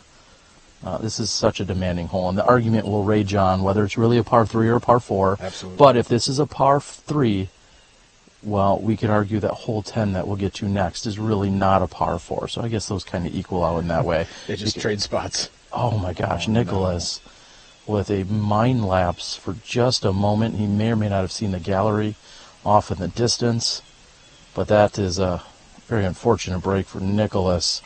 Lapsing concentration. Nikko will be tapping in. We're going to have a lengthy walk over to 10. As we know, 11, 12, and 13 really do not allow us to give you full coverage, so we'll check in with some other competitors and other things going on around the course. Stay tuned. We'll see you on hole 10 in just a few moments right here on the Disc Golf Pro Tour. For driving with power or into a headwind, Vibram designed a distance driver with amazing glide and a strong, predictable fade. It is the ideal disc for big arms, forehand drives, and smooth right-to-left finishes. Introducing the O-Lace from Vibram. Durability, grip, performance.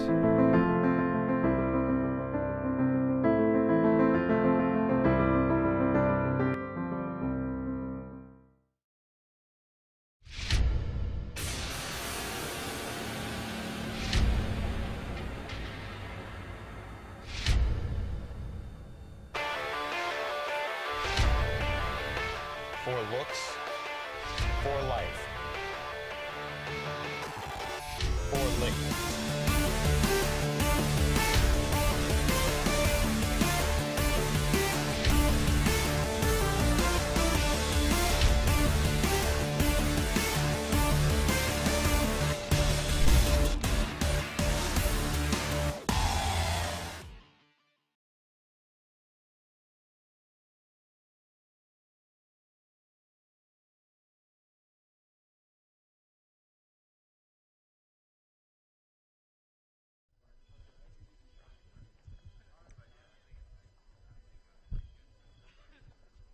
Catches, kind of. Johnny, you ready?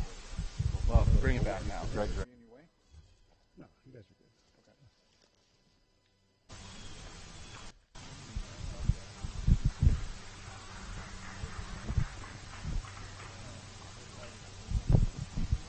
good. And Robert, I know you are new to actually walking around the course. Gregg Barsby throwing hole 10's new fairway, about as good as you can. Goes with the forehand. This is a shortened tee from what we've seen in years past. Right. They've actually changed this up, and we're not playing to the iconic castle position. And as I was saying back on hole 9 a few moments ago, if hole 9 is considered a par 3, well, hole 10 here, they're calling it a par 4. So those two will kind of swap, because you should see a lot of threes here, which would be considered a birdie. So this would play kind of like a 3.5, I guess. You're not really going to see a lot of twos on this hole. Is that a fair assumption? Well, I could assume a lot, or I could check out UDisc and sound a little bit smarter. I'm guessing this actually is going to play easier than 3.5, but let's take a look on UDisc. Absolutely. James Conrad has opted for a T-bird turnover. I'm pretty sure Gregg's disc was a serious Scorpius that he threw on a forehand. And James's drive is a little bit farther on the right side of the fairway, but should be looking at the basket, I believe. Well, and you nailed it right on the head. Hole 10, the least difficult according to par, measuring in at 3.5. So this plays a half stroke easier than what the par is.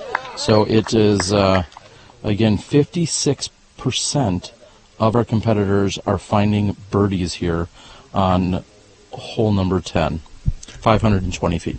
Right, it's one of those holes that it's almost a gimme par 4, but you couldn't call it a par 3 because there aren't any twos, and that's not proof positive that it's a par 3. But it's difficult to call a hole like this, 520 feet in the woods, a par 3 when there are no twos on it.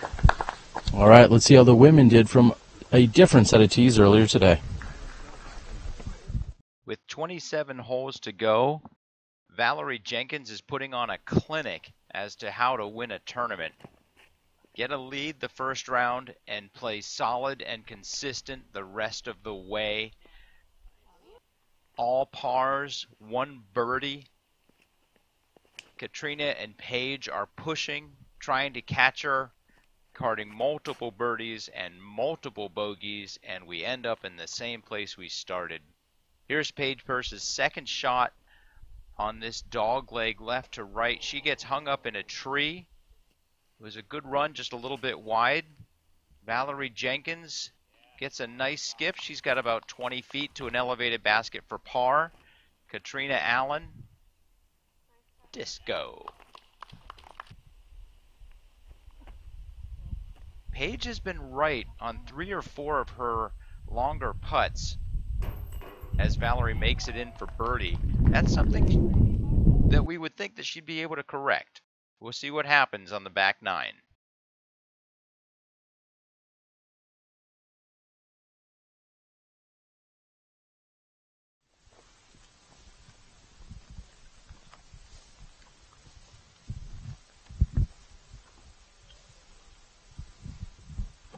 So, Robert, now that we are approximately halfway through the course, what have you thought of Maple Hill Gold thus far, now that you're actually here in person?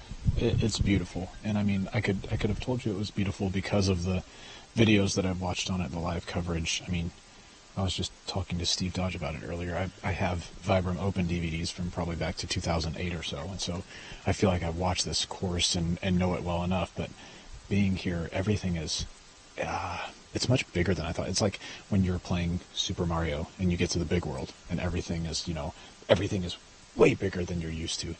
that's honestly how this feels. It's no wonder that our players love coming out here so much. The tournament environment is great, but this course is, world class.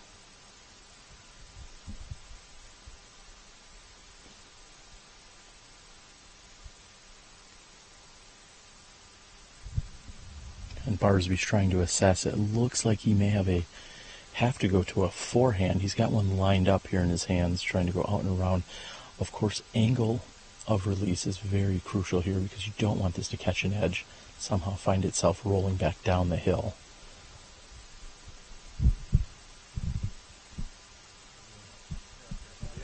And as that comes down nice and flat, very effective forehand there by Gregg Barsby.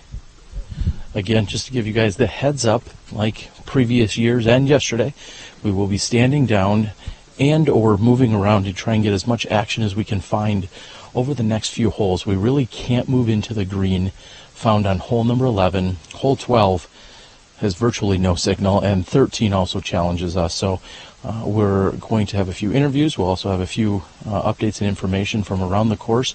You'll be able to see what the women did on holes 10, 11, 12, and 13.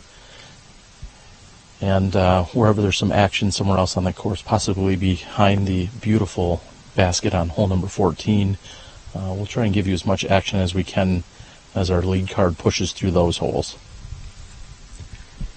We were unable to tell this from the tee, but it looks like this fairway has received the forehand shots a little bit better than it has the backhand shots. Both Nikko's drive and James's drive look like they've come up just a hair short of the preferred landing zone, while Gregg's forehand and Nick's forehand have put themselves in great spots. Nikko says, I don't really care where I land in the fairway, I'm just going to try and put it by the basket, and looks like he's done that within the circle for sure, probably within 15 feet or so. Nicholas looks like he's going to be lining up next to throw. And Nicholas has a harp in his hand. That's the upshot disc that he's been leaning on for his forehands, and I believe he threw a Biofusion Defender off the box for that long forehand shot. It's just low and right out of Nicholas's hand. It looks like he didn't quite commit to the angle and speed that he needed. He will likely be inside the circle or close to it, but this is an elevated basket, which always adds just one extra degree of difficulty. And a moment ago you spoke of the disc that, that we saw Nicholas throwing. We also see representatives here, of course, from Innova and James Conrad and also Gregg Barsby. And interestingly enough, Nikko Locastro, who at this moment seems to be throwing a mixed bag. And it's like the most mixed bag. I saw he's been putting with a dagger sometimes. I know that he's been throwing Firebirds and Destroyers. I saw a Gateway mid-range in there just a moment ago, I believe an Element. And so, yeah, he's got all sorts of stuff in his bag. That mixed bag of tricks is what he carries around with him. Very, very competitive and passionate player out here on the course. Has not necessarily wowed us as we're kind of used to seeing. And yesterday he pushed himself through the course. He obviously entered with a good enough score to keep him here on the lead card, but I've yet to see any real fireworks or anything that's truly amazing or exceptional out of Nikko Locastro. We'll see if he can light things up on the back half. Absolutely, and it's interesting when you watch Nikko's rounds. He's obviously an extremely talented player, but it seems like his rounds are either very, very hot or just kind of okay. There aren't a lot of just solid, steady rounds, and this round is probably about as close to steady as he's had. Few bogeys, few birdies. I'm interested to see if he can turn it on for the last few holes.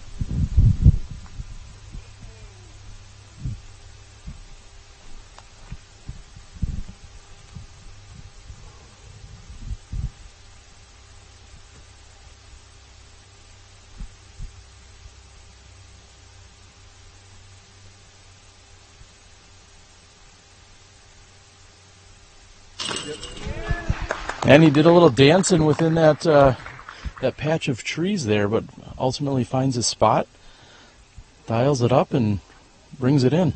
Absolutely. It looked as if his putter had ended up short from our perspective, but Nick did go a little bit long. Doesn't matter for his scorecard as he'll be riding down a birdie 3. James Conrad is putting from a similar distance and almost a similar obstacle as he's got his right leg into a Christmas tree, looking at a straddle putt for his birdie 3.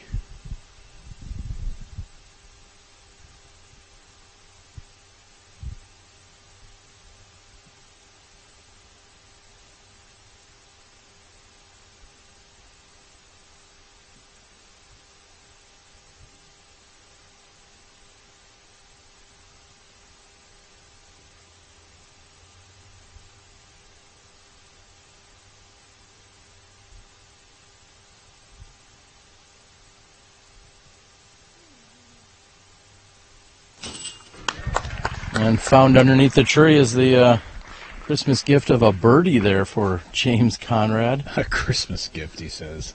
Oh dear. I will say... Sorry, James, Kwanzaa. Yeah, there you go.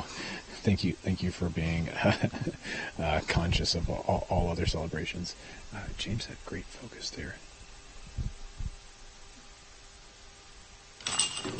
As a child made a noise in his backswing, so great focus for him to square up and put that putt in the basket.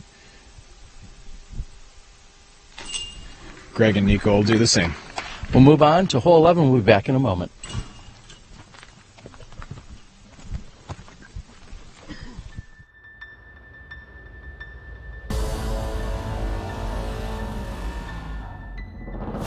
Always thrown Innova and competed with Innova. I don't think I'd be playing the sport if it wasn't for creating the disc itself and then just taking it to the next level over and over and over again. How great the discs are themselves. It's really gained my trust, and I don't think I would be here without Innova. I don't see myself doing anything else. This is Dan, and this is Tyler. Dan and Tyler like disc, and they like beer, so they combine them in a rigorous scientific process. Disc Golf, a card game that challenges your disc skills, drinking ability, and your friendships. With 3 categories and over 50 individual cards, mix and match. Get rid of cards you don't like, or make your own rules. Disc Golf is truly American.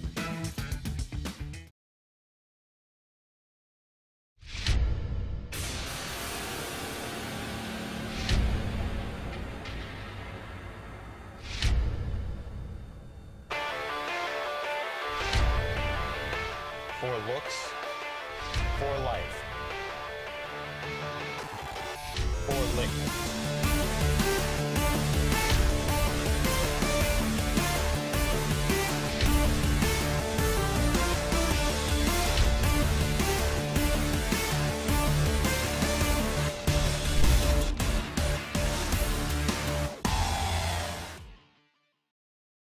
Good call. Yeah, that's funny. Okay. Just stuck it in there. Catch it for free? Mm-hmm.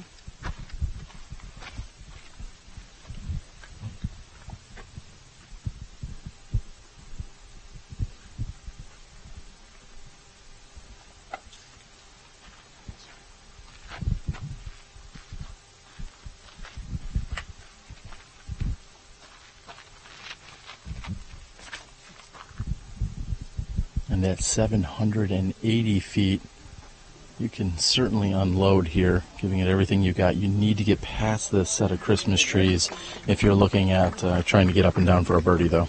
Absolutely. Gregg has gone with the same star boss that he threw on hole 1 with a nice hyzer flip. This is the first even semblance of wind we've had today, but it's less than 5 miles an hour. Shouldn't affect our players much at all.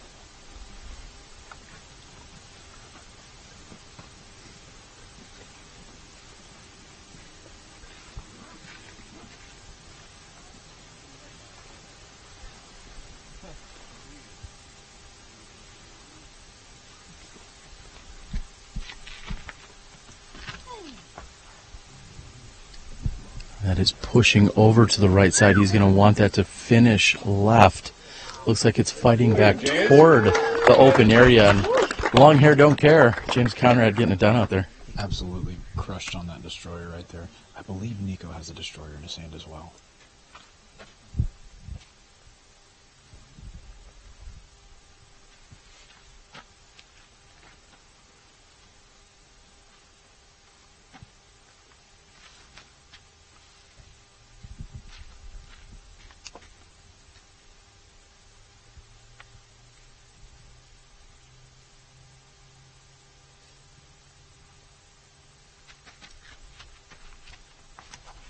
And I was just going to say, if we saw the 360 on hole 1, there's no reason not to have a 360 here on hole number 10. Hole number 11's tee. That also, though, finishes to the left. Could have used a little more turn on that.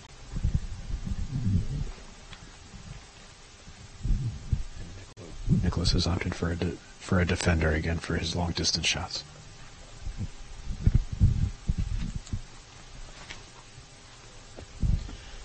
And a hyzer flip that gets up and turns just a bit. Could have used some more to get the D. And he'll move on down the fairway. We'll watch our competitors as they head off down hole number 11. And of course, as I mentioned, we'll be rejoining them in just probably after 2 or 3 holes or so.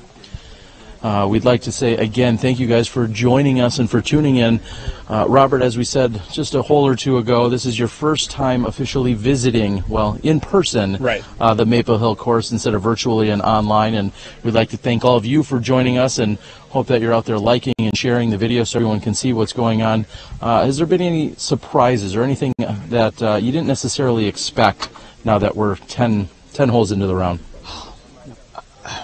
I don't know. It's so hard to judge how rounds are going to go out here. As we've talked about, there are a lot of sparse, thin trees out here and not a lot of undergrowth. And so if you get a high kick off a tree, that disc may not stop for, 100 feet, 150 feet, and that can just put you in a world of hurt. And so we've seen some really awful kicks like that, but then we've also seen some really pure lines from a lot of our competitors today.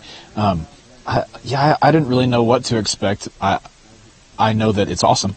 I'll tell you that. If you haven't made it out, you need to. This is a beautiful piece of property.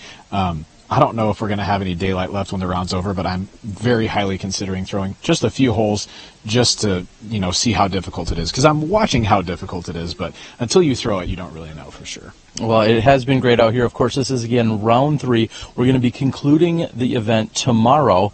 We're looking at roughly a 3 o'clock Eastern start, so make sure that you join us. There is a threat of rain in the forecast that may push through by the afternoon's round, and selfishly, that's what we're hoping it does. Absolutely. The women and a few other competitors may be challenged by that weather in the morning, but we're hoping that it pushes through for the broadcast in the afternoon so we can get the full, complete round in. That's the last thing we need, is another tournament somehow shortened by inclement weather this year. Yeah, that would be really, really rough. So, yeah, we're just hoping that, rain is fine, just no lightning, pass through quickly, and let's get a full round in tomorrow. That's what we want. Well, we're excited. And then real quickly, on the rest of the week, there's a couple things that DD, who is a supporting partner here of the Disc Golf Pro Tour, there's a few DD-based events taking place in this area in the next few days? Absolutely. So we've got a couple of things coming up. I just started working for DD about 6 months ago, moved from Austin to Emporia, Kansas. It has been a fantastic move. We've really enjoyed it so far. But if you are in the Northeast, we've got a couple of events for you. One is on Monday. That's the Sandbaggers Ball out at Pleasant Hill Disc Golf in Maine, and I've only heard good things about that course. We're going to have some of our top professionals out there: Paige Pierce, Ricky Wysocki, Drew Gibson, Eric Oakley, Tina Stenitis. I register in the Open Division. You? I will not call myself a top pro, but Jonathan Ray will be out there. I don't know if I said Eric McCabe. He certainly qualifies as a top professional. But lots of people out there, and we're going to do a clinic and a Flex Start seats here out there. And then on Tuesday, we're going to do another one of our Luck of the Draw doubles events that we've just started doing recently, and those are going to be with Paige Pierce and Ricky Wysocki. This one on Tuesday is going to be at the Hollows course in New Hampshire, and that's going to feature Eric McCabe as well, as he's a world champ as well. And that's an Eric McCabe designed course, and I've only heard good things about that. So we're looking for Ricky and Paige to do some more of these Luck of the Draw skins doubles matches throughout the year. And if you're following the tour, if there's a Pro Tour stop, if there's a national tour coming to your area, reach out to them and say that you would like to have a Luck of the Draw doubles match there, because they are so much fun. They select a new partner on every hole, and you get to play that hole with Paige Pierce or Ricky Wysocki, or on Tuesday, Eric McCabe as your partner. And we've already had some great results and great turnouts and some really, really cool moments from these Luck of the Draw matches. So we are really excited to continue those throughout the rest of this year and hopefully on into the future. All right. Well, as he said, the next few days out here in the Northeast, there'll be some more action taking place. We're excited that Dynamic Disc is a partner here of the Disc Golf Pro Tour, and we're excited to have you here. Yeah. We've got about a round and a half left before we conclude the 2017 Vibram Open, so make sure you stay tuned. We're going to listen to a word from our sponsors, and then we'll be back with more action from the course, and we'll also check in with the women's coverage as we move through holes 11, 12, and 13. We'll be back in a few moments.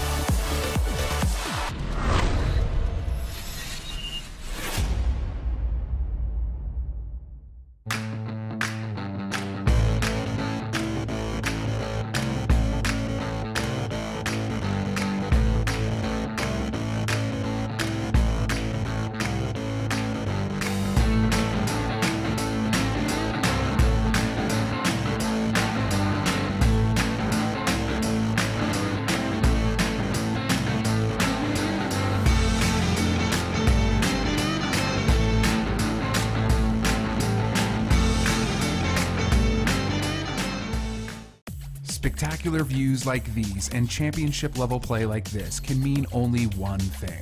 It's time for Fall Fest at Smuggler's Notch Resort. 2 days of disc golf, craft beer, mountain biking, and rock climbing.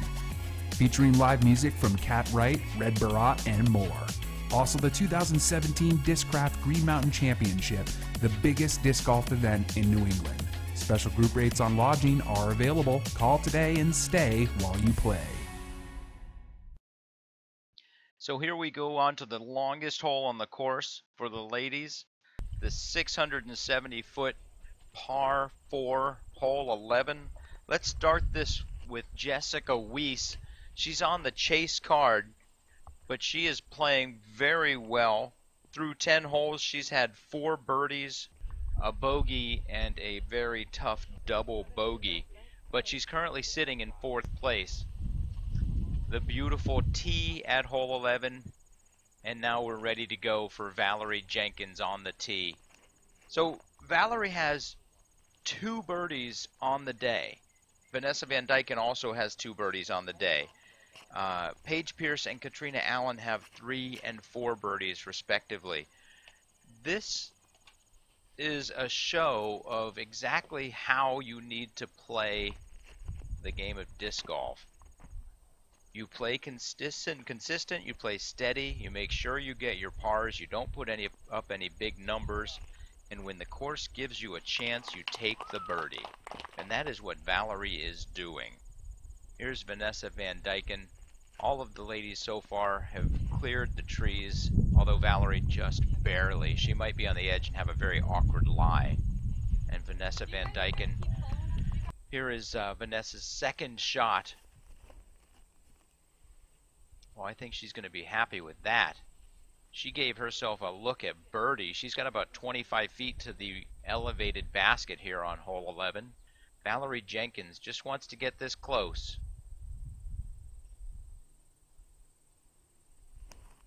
Oh, way left, early out of her hand. That awkward stance clearly had an impact. She is left. She'll have a relatively easy up and down to save the par. Katrina Allen gunning for the green. Perfect placement. She's got 12 feet for birdie. Paige Pierce's second shot. Oh, that's interesting. That's long. It drops off a little after the pin. She's got about 25 to 30 feet. A great run by Vanessa Van Dyken for birdie. Call it a par. Paige Pierce for birdie. Well, she finally misses left, I suppose. Katrina Allen for birdie. Heart. What about love? Paige Pierce for par. Count it. So Katrina Allen is going to be carding the only birdie here on hole 11. She'll take the box, gain a stroke on Valerie, and if history is any indicator, she'll give it back with a bogey later on in the round. Let's see if she can avoid that and keep the chase on. She's now down by 5. Wow.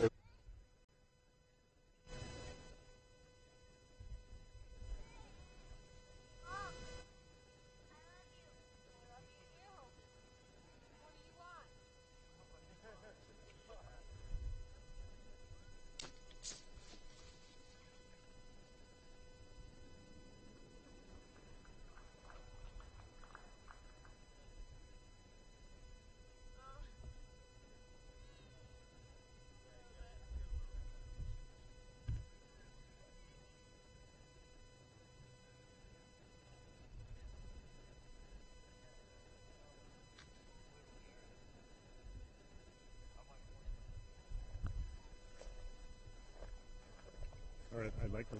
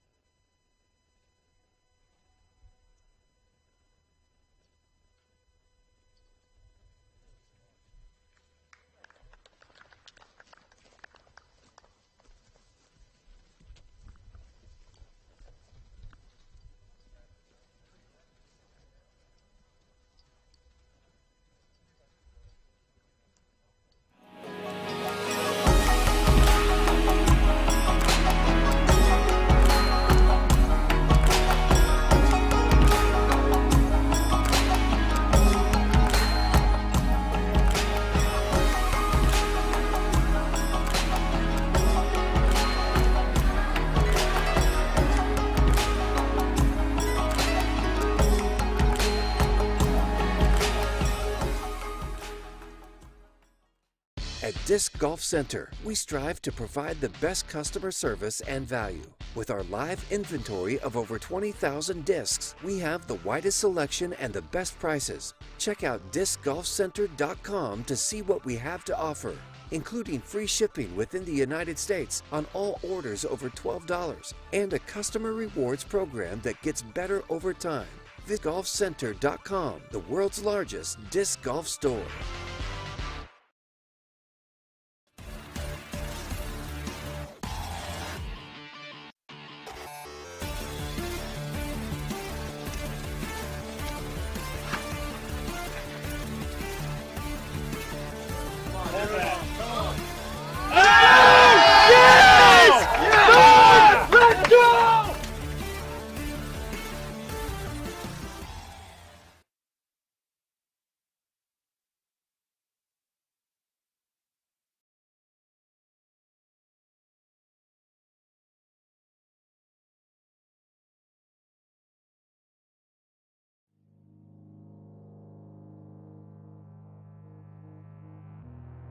I feel for anybody that has bad days just because we all have them. So I always try to like tell people like, you know, let's just keep going, keep moving. It's just one shot. The same thing I would tell myself.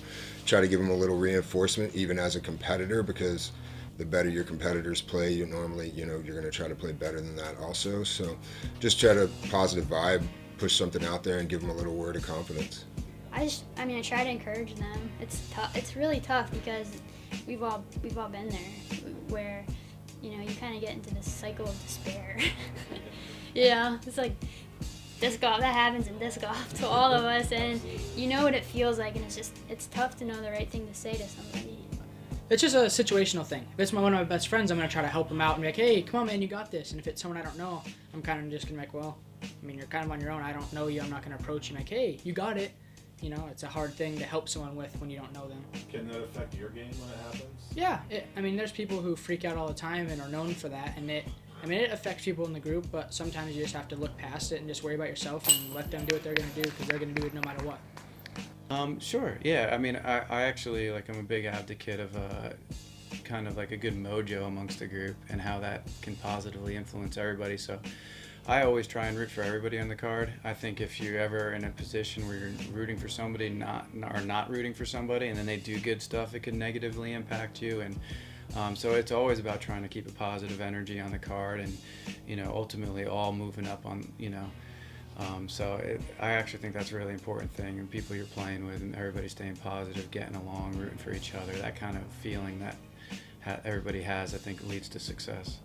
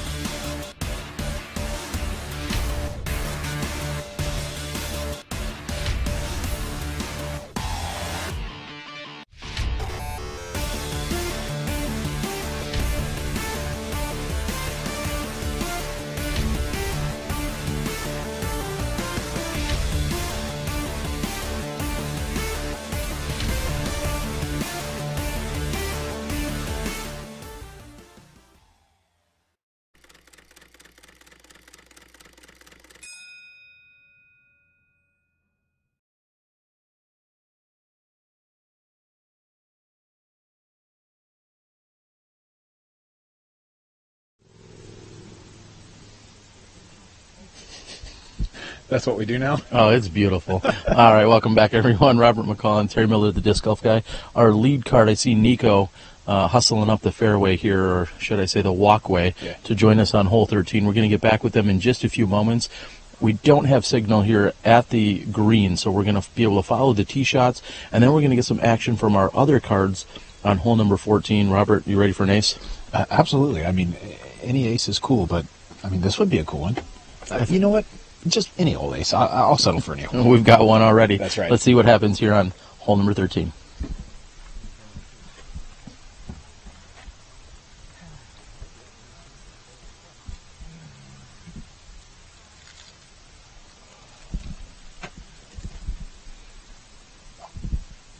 You know, we've talked about it a couple different times out here, Robert, but this is about as calm as it has ever been at Maple Hill, and that's definitely going to play to their advantage here on this hole number 13 downhill shot.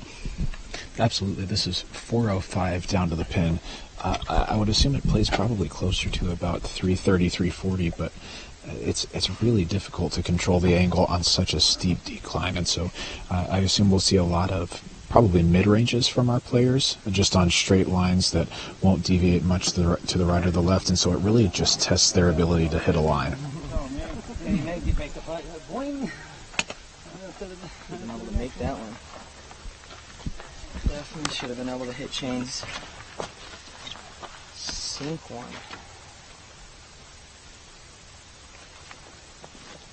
Greg? 4. Is 4. What 4 is what, Nikko? 4.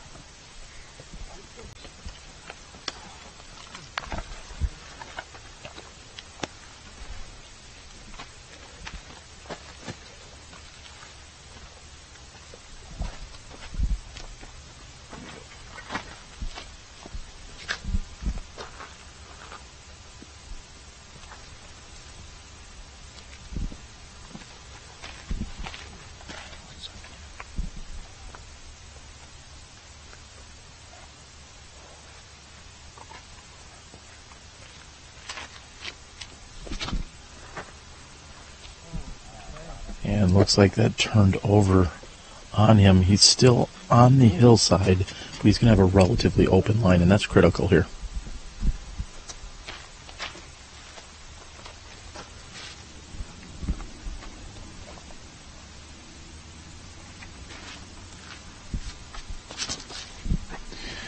Nikko looks like he was choosing between a T-bird and I believe a gateway element, and he's chosen the element, just turned it a bit to the right. He'll have some trees to contend with over there. I feel like we say that a lot out here.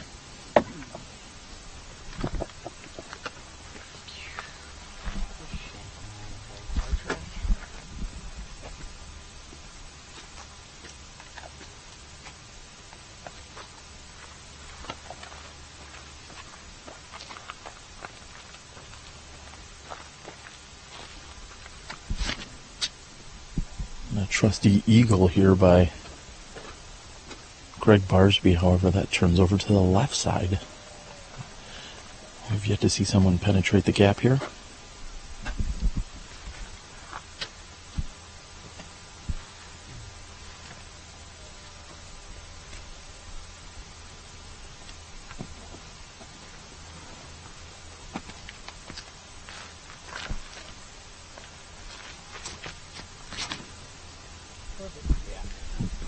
Nick's opted for a judge, and he's waiting for a late flip. It did hold incredibly straight for the later part of the flight, and then just got a bad kick left. So as our players will move down the fairway here on hole number 13, this large downhill shot that they were just at, we're eventually going to move into position on the tee of 14, where we'll catch back up with them. We may have some action over on the green of 14 in just a few moments. We hope that you're enjoying it, as we have got Gregg Barsby sitting at 18 under par, James Conrad at 16, Nicholas Masters at 12, and Nikko Locastro at 9 under. However, if you're checking the UDisc live scoring, you're seeing that the card for tomorrow would be very different if we were to end the round right now. We see Nate Sexton trying to run up and catch into this leader card action. So we'll see how these guys finish out. We'll be back with you in a few moments from the tee or green of hole number 14. So we go to hole 12. Valerie Jenkins leads by 5 after Katrina Allen's birdie on hole 11. Here's Katrina Allen on the tee. A beautiful drive. You want to get this shot, if you can, over those trees and then have a look up and over that rise. The approach shot is where it's at on hole 12. The first shot, you just pump it as hard and straight as you can and get yourself in a good position. Valerie Jenkins leaves that potentially a little bit to the right, but I suspect she'll be able to manage just fine. And Paige pulls that quite a bit to the right. It's going to be an interesting approach shot from that position.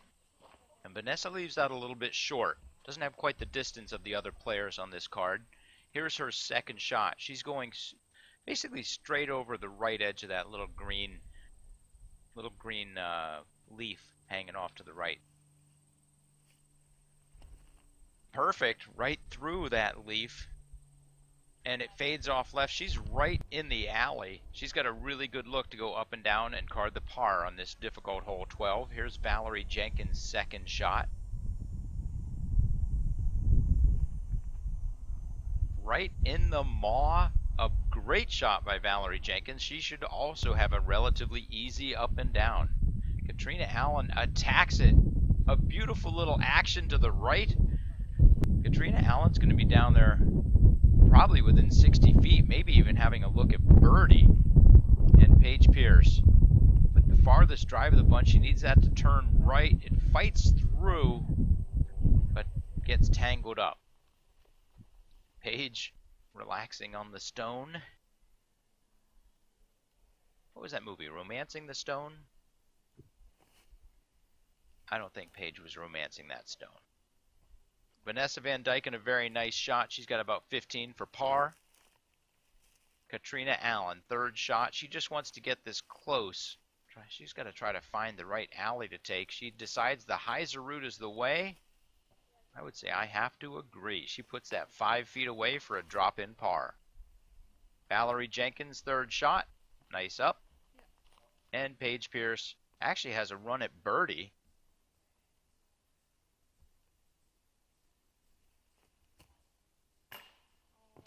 Paige has now had 5 missed putts. If her putting game was on, she would be very close to Valerie, and there might be some serious action. It'd be interesting to see someone threaten Valerie, see if she has to change her game plan at all. Vanessa Van Dyken, a very solid putter. Well done. And Katrina Allen for par. Wow. Katrina Allen gives back her birdie much faster than she had hoped. And that is unfortunate. Val Jenkins taps in. Paige Pierce will tap in. And we will be moving on to hole 13, one of the most difficult holes on the course. Where you need all the control and power you can handle. Valerie Jenkins leads by 5. We go to hole 13. Valerie Jenkins maintains her 5-stroke lead. Her drive looks good, drifts a little bit to the right. Gets a good kick. She's right in the middle. She should have a good look at up and down for the par. Paige Pierce. She trusts that disc to track right. Oh, maybe fade a little left at the end. It does not. She's got about a 45 look for birdie. A great drive by Paige Pierce. Katrina Allen, that does not quite flip up enough. Fades off to the left. She'll be forced to go up and down and just card the par. And she does. And Valerie Jenkins puts it 15 feet away. A nice shot by Valerie. Paige Pierce for birdie off the top. And a horrendous roll. Paige Pierce has this for par. And has this for bogey. And is carding a double bogey on hole 13. Valerie Jenkins cards the bogey. Katrina makes a move on hole 13.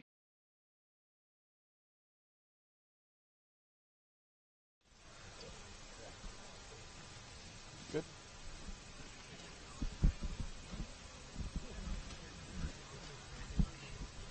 And welcome back to hole number 14. There's been quite a few debates as to when you can pick a signature hole out on a course. Obviously, this is one of the top contenders.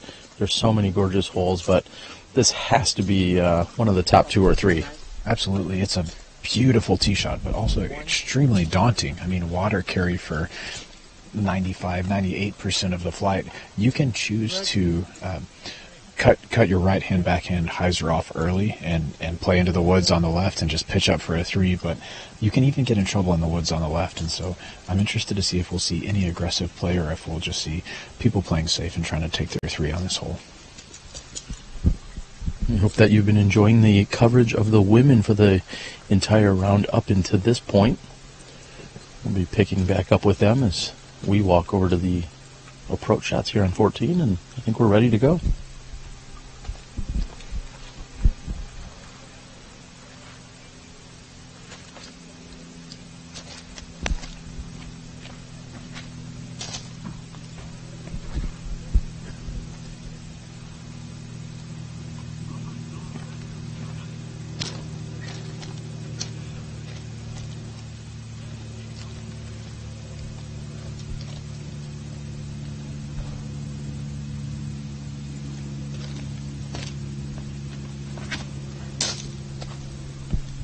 He needs that to push left. It looks like it's going to carry. I'm confident it's going to find the green, and it's done just that. It checks.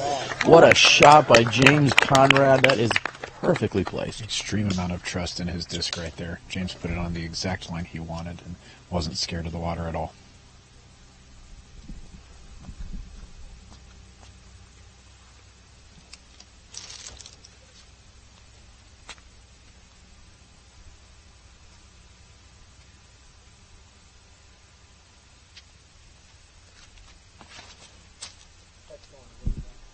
And Nikko knows that it's going to finish to the left. That was hyzering just out of his hands. There are spectators on that left side.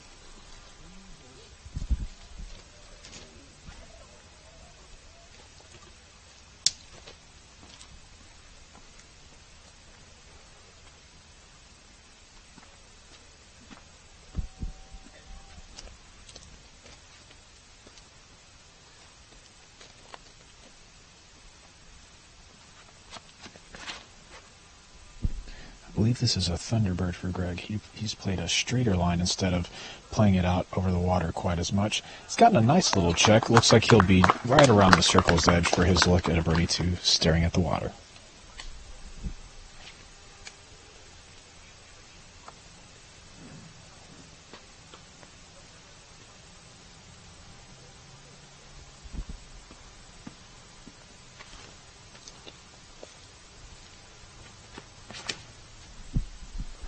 Nicholas has gone with a villain, and he needs that to get left or get a big skip off the water. And he has found land, in fact. All right, the women played from a shorter tee earlier today. Let's check in with them now on hole 14. We move on to hole 14, going over the water. Katrina Allen on the tee. She puts that way out. She's trusting it to come back. Kaboom! She's set up for a birdie. That was a beautiful shot by Katrina. Valerie Jenkins, who's been playing safe the entire round, continues to do so. She will have a good look at up and down for par. Vanessa Van Dyken hyzers in, rolls underneath the log. She is inbounds by about 2 inches. Very nice shot by Vanessa. Paige Pierce just over the basket. She's left with 25 feet. That'll be an interesting touch shot. See if she can make that putt. Here we go. She's been off the basket all day. Finally hits a good putt. Well done, Paige. Nice birdie. Valerie Jenkins for par. She loses a stroke to Kat and Paige, but she maintains her 4-stroke lead. Moving on.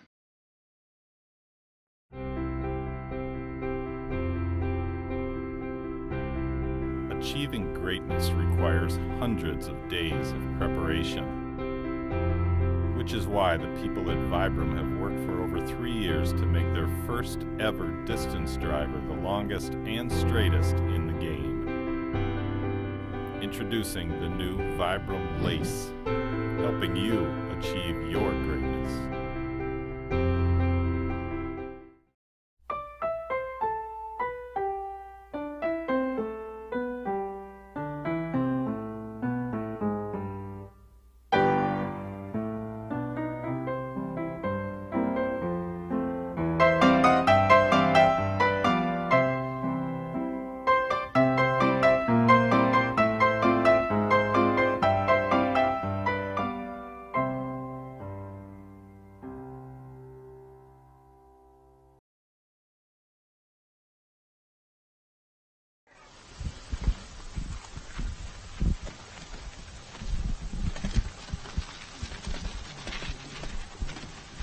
And I see James Conrad is deep of the basket. He's up toward what the pathway of hole 7 is.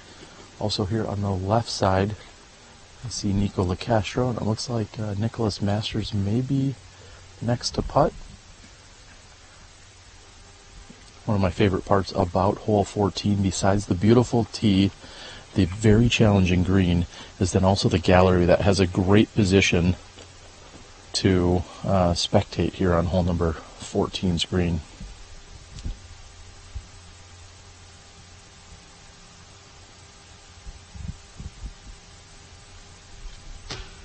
A solid run. He had an uphill look at that just before Nicholas had putt. A few moments earlier we saw Nikko Locastro, who was way off on the left side.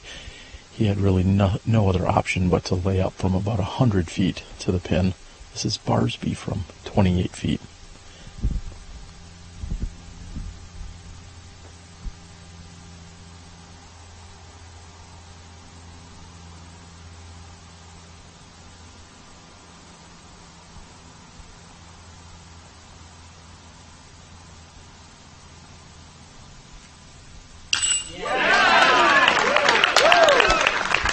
And if you're from California, you'd be telling Gregg to drop now. That's what Gregg Barsby with a beautiful birdie on hole number 14.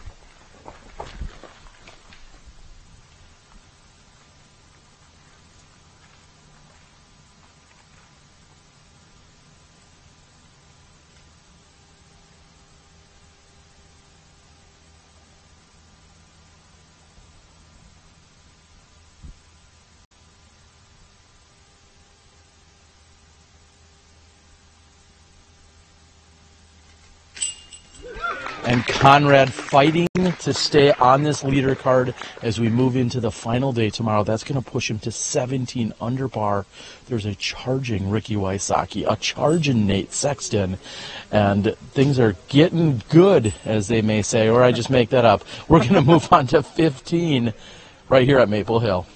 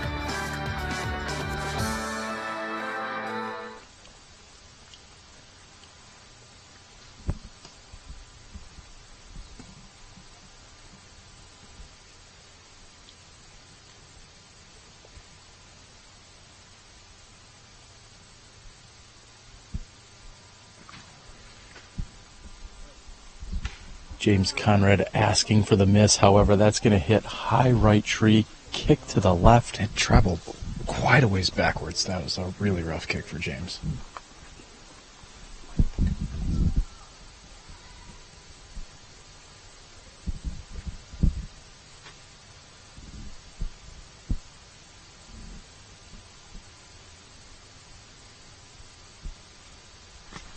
Barsby's looking for that eagle to flip up on him. Carry a little bit left as it tracks toward the pin.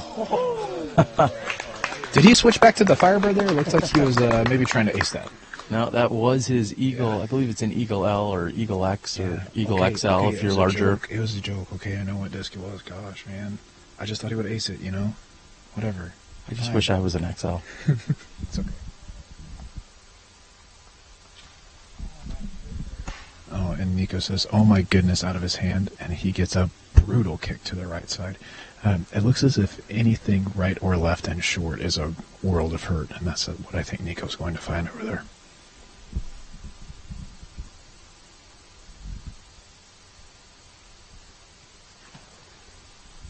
And we hear the speed and velocity as he throws his mid or putter straight up the gut. I think that was his putter. Great shot. Let's see how Val Jenkins and crew handled this hole earlier today. And here we go to hole 15. Valerie Jenkins' lead has been cut to 4. Katrina Allen puts it right through the thin gap, but not enough mustard. She comes up about 75 feet short. Paige Pierce puts plenty of mustard on it. It hangs right and kicks right. 2 feet away from a beautiful shot. And Valerie Jenkins goes wide right. Finds the local route, gets a great skip. She's 5 feet from the pin. A great smile on Valerie. She knows she just got a little lucky right there. Cat lays up for the par. Paige also lays up for the par. And Valerie Jenkins takes that stroke back very quickly. We are moving on to hole 16. Let's see how the men finished up on hole 15.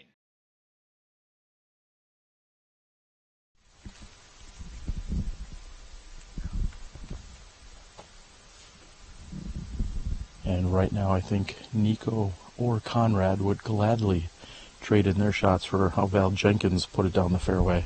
What a shot. Yeah, they're in really difficult spots. It may be a little bit difficult to tell from the coverage, but from the tee, there's a decline and then an incline back up to the basket, and just short in the fairway is a tough spot, much less to the right or to the left, where the trees are a lot thicker and a lot more populous. And so it's both Nikko and James are going to have a really difficult time scrambling, I believe. Nikko has relied heavily when we've seen him get into trouble today on this element by Gateway. Seems to be his go-to mid-range at the moment. It's been interesting watching him throughout the years. We've seen him throw a number of Gateway discs. He's thrown Latitude discs. He's also thrown some MVP. He's thrown Innova. He's thrown a lot of different discs throughout his playing career. And he is chopping through the fairway. And he's not in position to save the par, but at least he should be able to get it up and down for the bogey. Yeah, he doesn't look really happy with it, but that's really all you can ask for from over there. And now we're going to move over to the far left side of the fairway. James Conrad hit a tree and then he kicked far left, as Robert was saying. It's one thing to be short on this hole, but when you are off the fairway left or right, you have just that much more to contend with. Again, no issues with any kind of wind out here at the moment. We haven't really seen any to speak of all day, and we're hoping that the rain can stay at bay or at least pass through by this time tomorrow. I also see the beautiful Dana Vici appears to be off the course. I'm not sure how the third card is already done competing. What card were you on, Dana? Try the 30th card. That was a burn, and then standing next to my replacement, Robert, it's a double burn, and I really didn't want to run into you, but here we are. Have you looked at Robert's hair? Come on. He's handsome, I'll admit it, but what do we got here? James Conrad. looking to get up and down from the woods. This is low percentage par from here.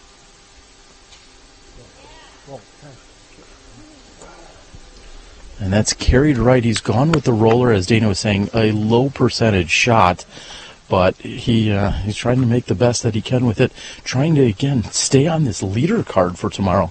We're going to take a look at the scores, try and keep you guys up to date. Nikko Locastro is very quickly getting up and into place. But we'll take a look at what we're seeing for potential lead card action tomorrow for our fourth and final round. Gregg Barsby is still your leader as Nikko is getting ready.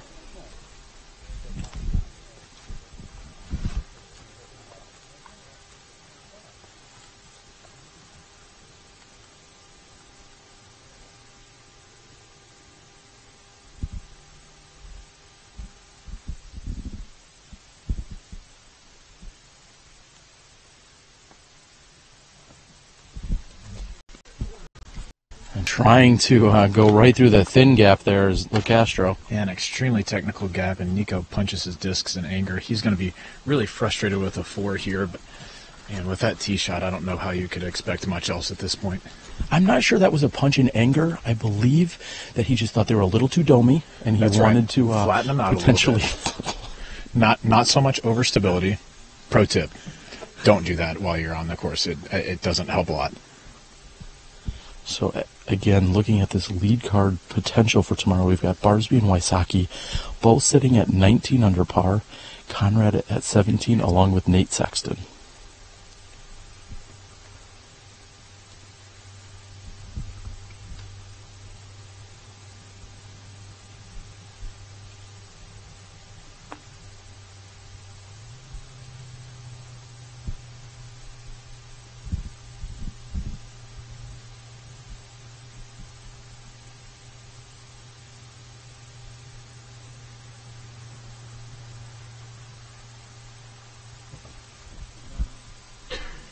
And James, from a really difficult position on the left side of the fairway through what looked like a good outshot to us, but it was going to be really difficult to reach circle 1 from there. And he had a bid from about 50 that just came out a bit high from his hand, so it looks as if James will also have to settle for a bogey 4 here.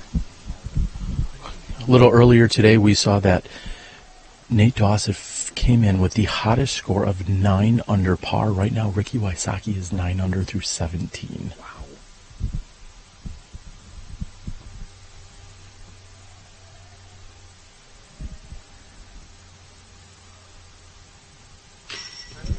And what a birdie by Nicholas. You confirm that was a putter? Yeah, just putter. He threw a prime judge up the middle, and then his putter is a dagger. That's a great birdie on this hole.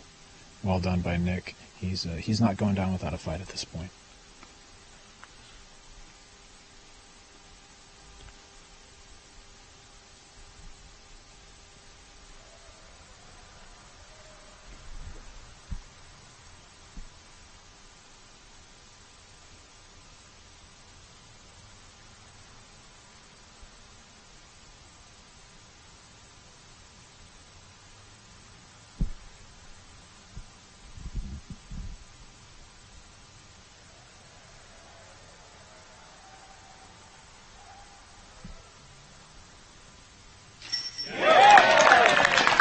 Great putt for birdie by Gregg Barsby, who nearly aced the basket and found himself about 20 feet downhill and right side of the basket.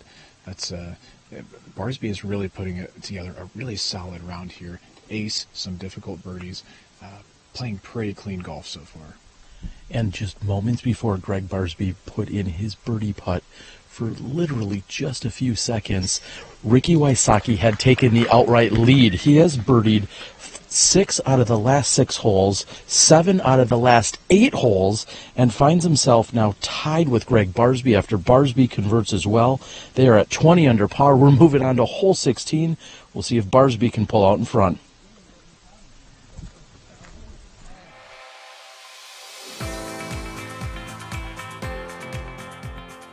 For me, it's time with my friends. For me, it's a walk in the park. For me, it's my job. For me, it's fun.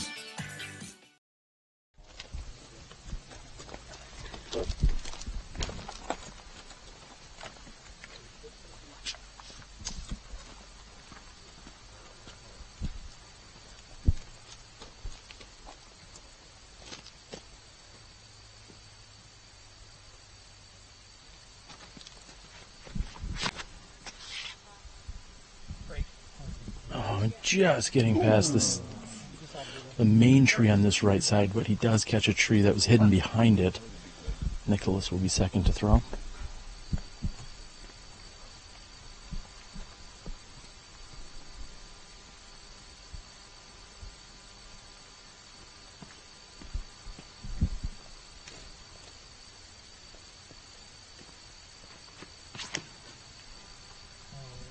That's turning over, kissing off the tree. Barsby just missed, and he gets some forward progress. That'll work.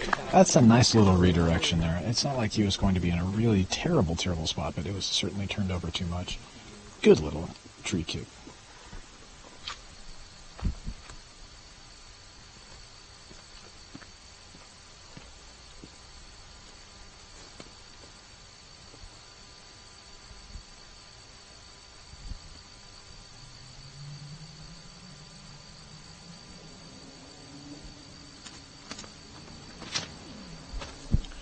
And his T-Bird is fighting up the right side fairway. I talked about alternative fairways. Sometimes players intentionally go off that right side gap. Looks like it'll work. Tough to see. That disc is relatively dark, so it's kind of tough to see just how accurate that was. Nikko, fourth the tee.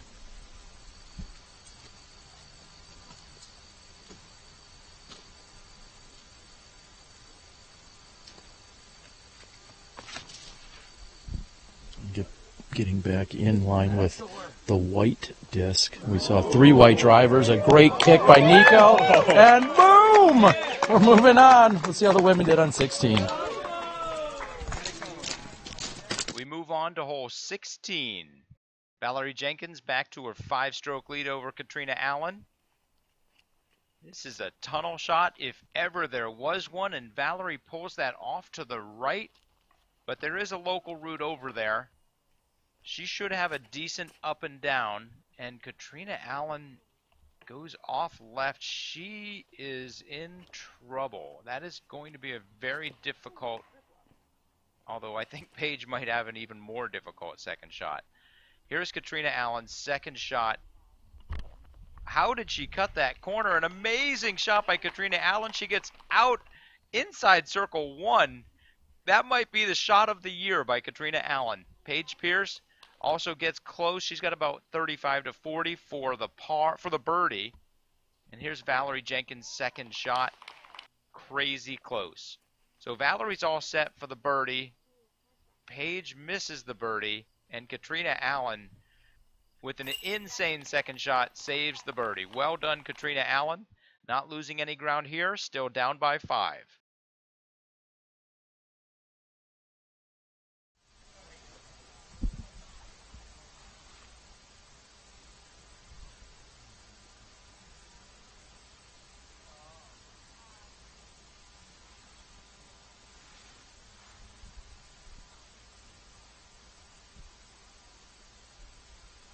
And Gregg Barsby will be first to approach. He's got what I was going to say is a relatively clean line at the basket, but if you're going to get a tree kick on 16, it looks like it's going to work in your favor. Extremely generous tree kicks so far.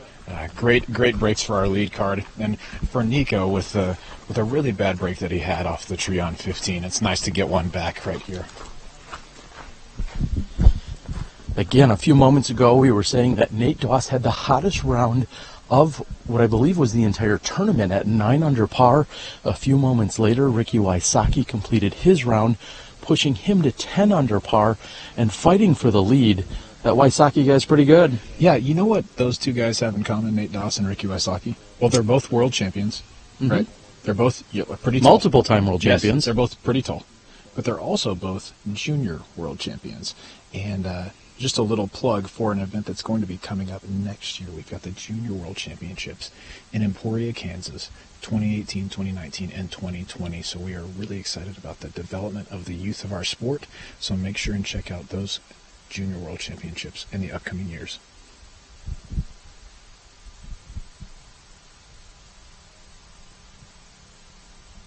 James Conrad has about 80 feet, and it looked to be just about enough power, maybe a little short.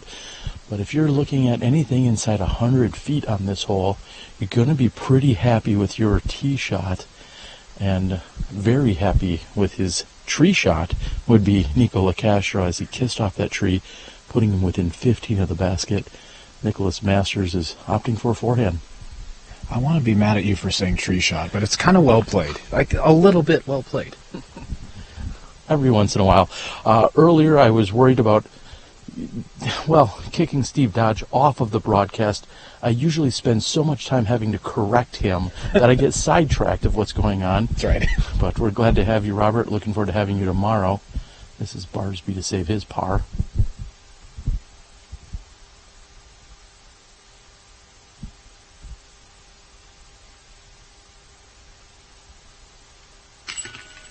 Just squeaking it over that edge. Also, you can definitely tell, now we're in a little lower area of the course, but it is at least 10 degrees cooler than what we started this round with. It is starting to have a light chill in the air. It's pushing nearly 7 o'clock, I believe, Eastern time. Correction, about 6:30 Eastern time. And this light chill in the air. We're going to have plenty of daylight to finish up. Nicholas will tap in, and Nikko with a drop-in birdie. We got a long walk. We're moving on to 17.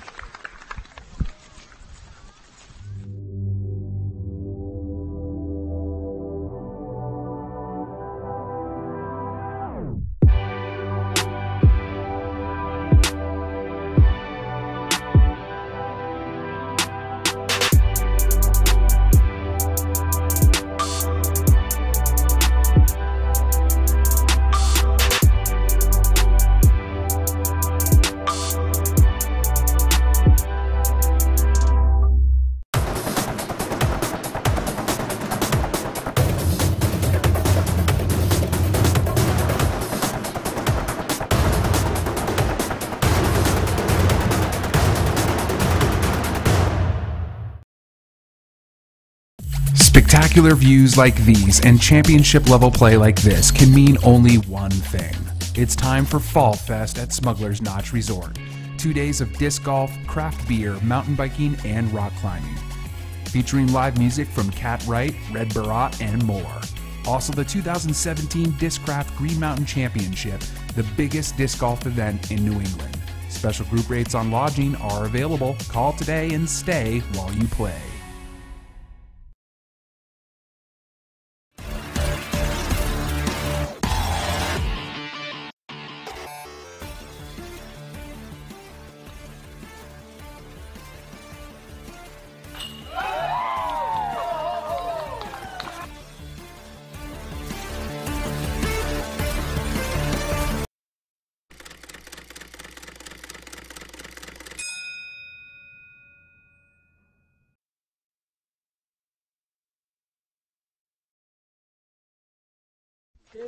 You too. Might have been this whole 8.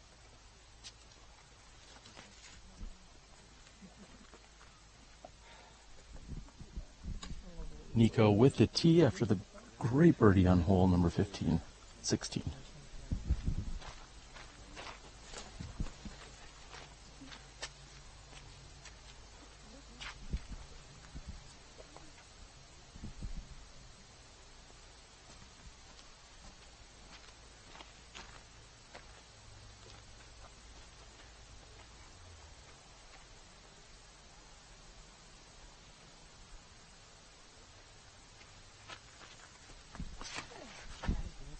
this hole is very difficult as the players are really just trying to throw to a spot that they can't see. And Nikko has smashed that drive. If you are looking off of the tee pad and looking straight ahead at 12 o'clock, you really want to throw to about the 2 o'clock position. So you want it to turn over, but not too far. That was a great drive by Nikko Locastro.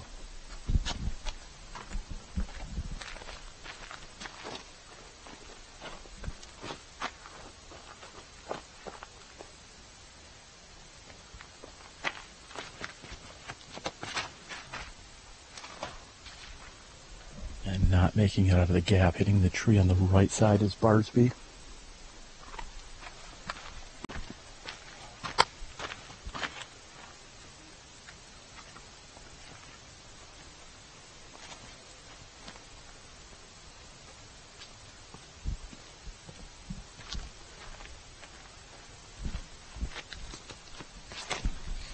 Nick Masters opts for his defender. He's turned it quite a bit and is just waiting for it to fight back.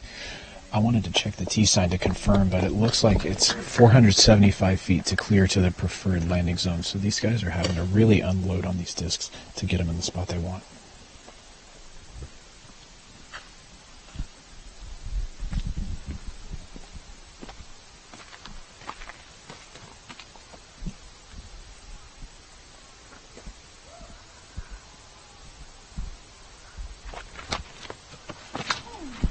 James, who is a former long jumper, takes a huge run up. That's carrying to the right. That may have too much on it.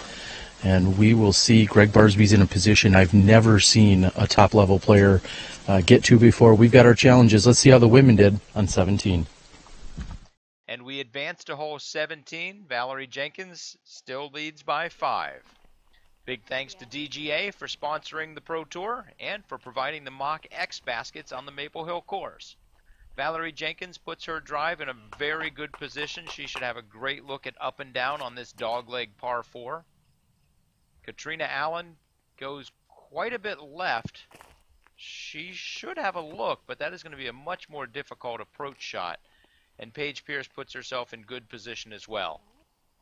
Valerie Jenkins' approach under the basket. This game's a little too easy sometimes. Here's Katrina's third shot for birdie off the tree under the basket. Call that a par. Paige Pierce. Birdie! Count it. Paige Pierce is keeping pace with Valerie Jenkins here on hole 17. Valerie Jenkins will tap in. And with 19 holes to play, Valerie Jenkins has a commanding lead. We've got Katrina Allen, Paige Pierce, and it looks like Jessica Weiss on the lead card tomorrow. Those ladies are going to need to push to have any chance of getting Valerie out of her game plan.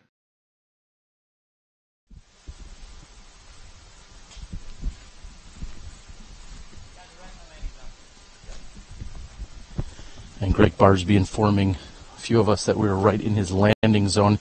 He has buried himself back there. Actually, I'm not sure if our audio signal is carrying all the way to the camera where we're at right now.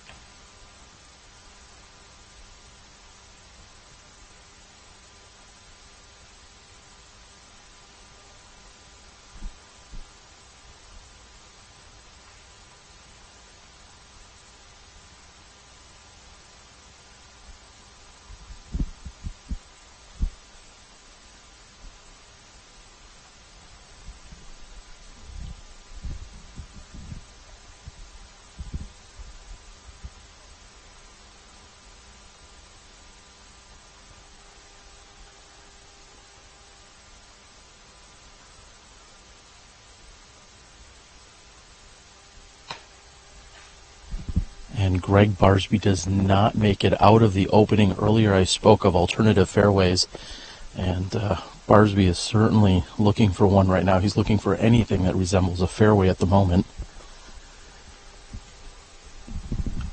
In fact, I am standing out near the opening, and I did not even see that disc reach me.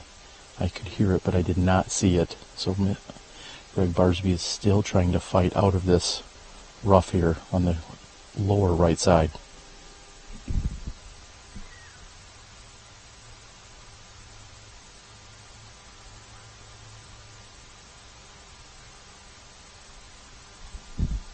And that looks to be out, and he still will have a very difficult approach. He's going to have an up and down from there, playing up over the hillside.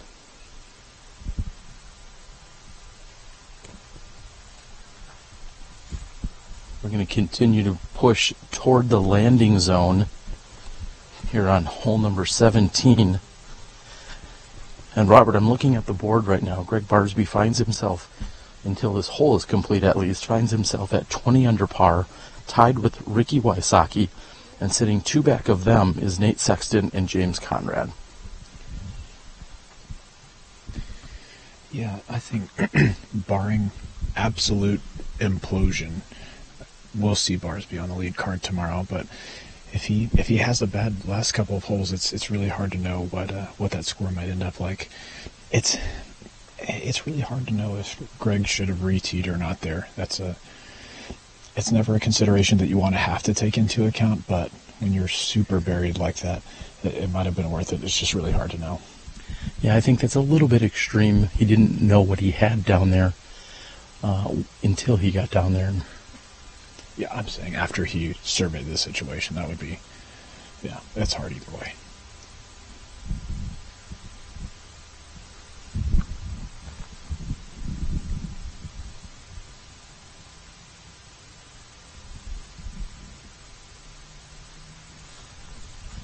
Barsby's got a turnover. That is a great recovery shot by Gregg Barsby. He has a sigh of relief.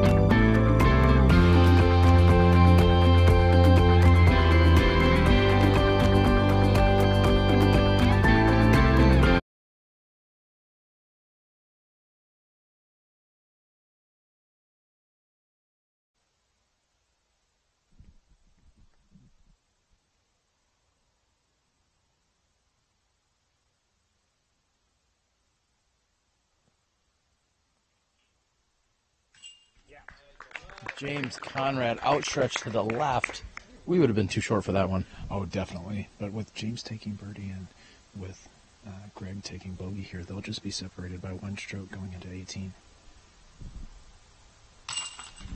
And Nicholas with a textbook. Yeah, a textbook 3 here. I was going to say that Nikko may have a stress-free birdie 3 here as well. He ran at the eagle from long distance. This is for birdie.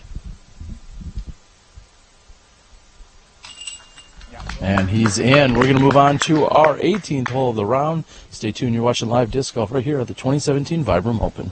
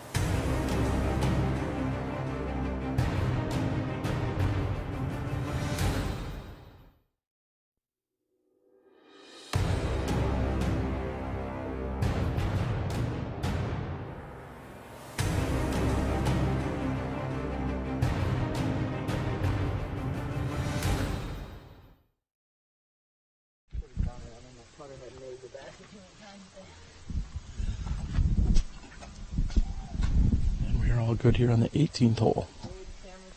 All good, buddy. See it.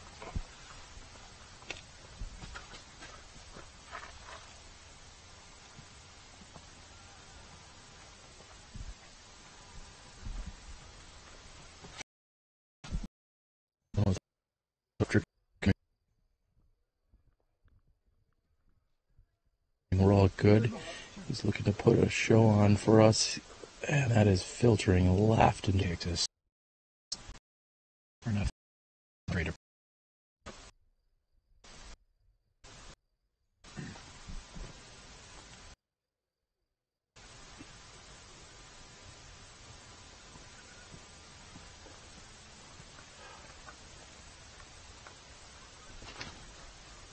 Come on, get it.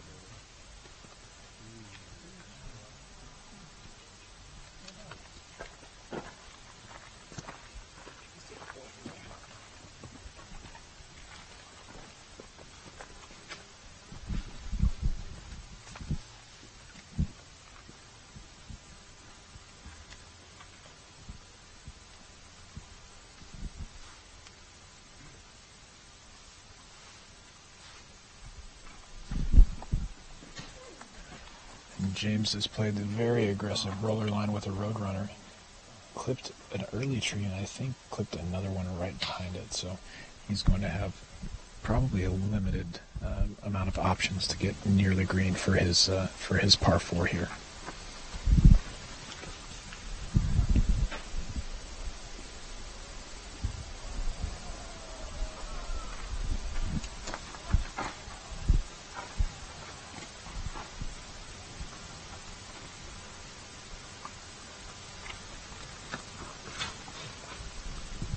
And Gregg Barsby trying to get back on track with his boss, the same one he opened the round with, and puts himself nicely into the fairway. The women played from the shorter tee. Let's see how they completed the round here on 18. So we finish up on hole 18. There's the man responsible for getting all the women's footage that we put into the SmashBoxx afternoon broadcast. A shout out to future Terry from past Terry. Thank you very much. We recorded this earlier this afternoon. Valerie Jenkins puts it up very safely right in the middle of the fairway. Paige Pierce wants another deuce. She gets good distance, but again fades out to the left. She wants that to fade out to the right and give herself a really good look. And Katrina Allen also doesn't quite get enough on that. That fades out left. And let's watch their upshots onto this. Well, Valerie's going to play safe. as she does all weekend. You can't argue with 1 bogey to 5 or 6 birdies. Katrina Allen throws her drive over the green and out of bounds, and Paige Pierce gets on the green. They are going to be flipping positions going into the final round. Valerie Jenkins lays up. She will be carding the easy par, and Katrina Allen for par, just short. So there you have it. Valerie Jenkins in the lead. Paige Pierce, Katrina Allen, Jessica Weiss will be chasing her tomorrow. And James Conrad really only has the one option of laying up as close as he can to the drop zone, or the string at least, before carrying over onto the green. It may be kind of a good thing. With where he was positioned, it really left no doubt as to what his move was going to be. That's exactly what I was going to say. He got unlucky that the roller caught those trees, but kind of lucky that it punched through where he still had an open shot at it. So yeah, he should have a pretty easy look at a par 4 here. Nicholas, however, is having some trouble. He's on the left side of the fairway. He's got his felon in his hand, so it looks like this will be a 4-hand upshot. Same thing. He's just looking to get as far and as close to the green as he can, but come up, of course, short of the OB area that separates the fairway and the island green.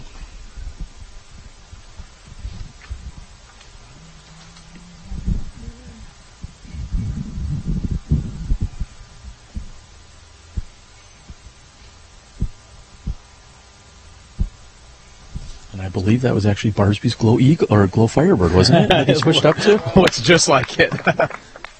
All right, maybe they're not sharing a bag, but we are moving down the fairway. It looks like there is a massive gallery that is surrounding 18. We talked about it yesterday. 18 is, in fact, one of the best greens in all of disc golf. Not only does it provide plenty of drama, but it's also amazing for spectating. I think it looks, is it lit over there? Like literally lit? Is that what's going on? I think Night Eyes and some other sponsors are Christmas-type lights. I don't know what the kids say these days, but, you know, in the most literal sense, yeah, it's lit up a little bit. Sorry to my future children that conversation happened just now. Throw this out of the archives, please.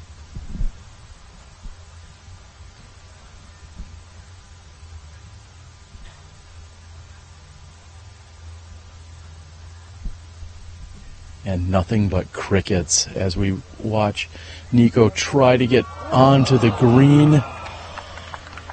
And wow, what an effort there by Nikko Locastro. Now, no one else from his card could probably notice, but Nikko clearly stepped on his mini as he walked up and approached.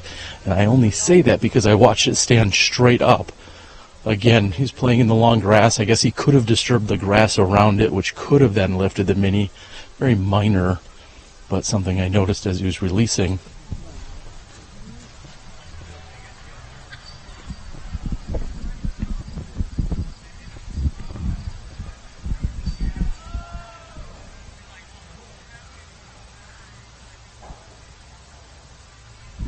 And this is a routine forehand that Gregg Barsby should have all day long.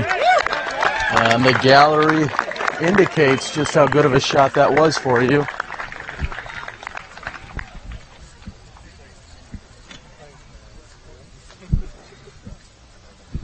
After Nicholas's approach to here, this should again be routine right onto the island green.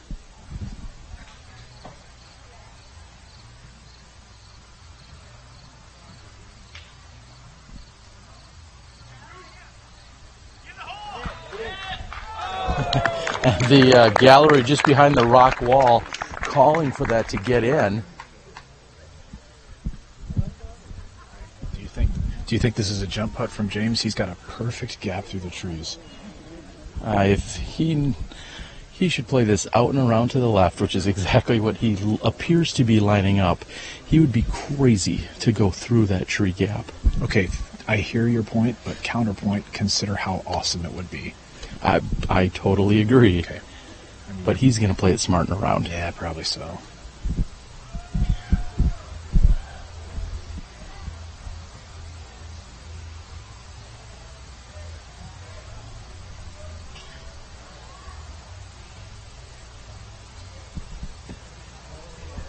Oh, out and around. Not enough Anheuser to cash the putt.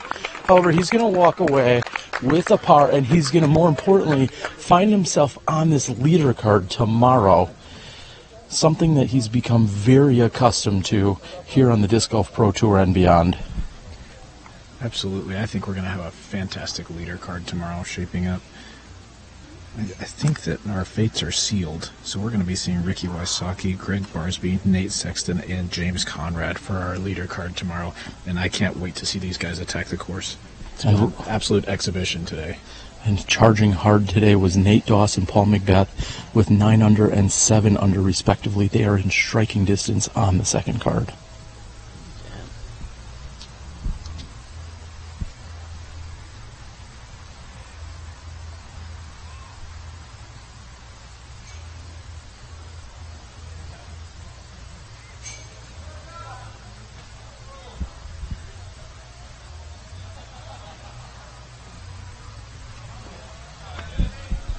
Nikko from the drop zone splits the trees, which is really what you have to do from that drop zone shot.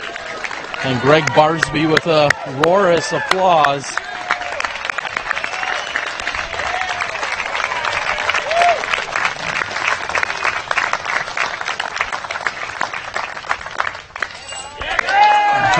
Barsby drops in routine birdie 3 here. You couldn't ask for much more on his drive. Maybe a little bit more to the right, but easy upshot for someone with a proficient forehand like Gregg Barsby. And that means Barsby goes into the clubhouse still with a share of the lead. He's going to be at 20 under par after Ricky Wysocki shot the hottest round of the tournament at 10 under today. Ricky Wysocki will also be a co-leader along with Barsby at 20 under par. James Conrad's going to maintain at 17. Nikko Locastro, with some bad luck, is going to fall off the pace a little bit here today. But it has been very entertaining. We've got a great crowd and a great gallery. And I got to say, tomorrow has already lined itself up to be a tremendous day. Let's just hope the weather can cooperate. Absolutely. That's the one thing that we're really concerned about right now is the threat of rain. We don't want this tournament to be canceled around early. It's just not fun. It really isn't. We don't need any more co-champions, even though it's necessary at times. We want to see some good disc golf. So, rain, just hold off. We will thank you later when the round is over. Just consider it, okay? Consider it. I'm appealing to rain on the basis of logic, so you consider that. Yeah, it's going to be good. As I like to say, simmered down. Yeah. Okay. So, I would like to go ahead and we're going to close things out. It's been a great day out here at Maple Hill. I don't think I've ever not had a great day at Maple Hill, which is a testament to just how great this course is. I'll say the same.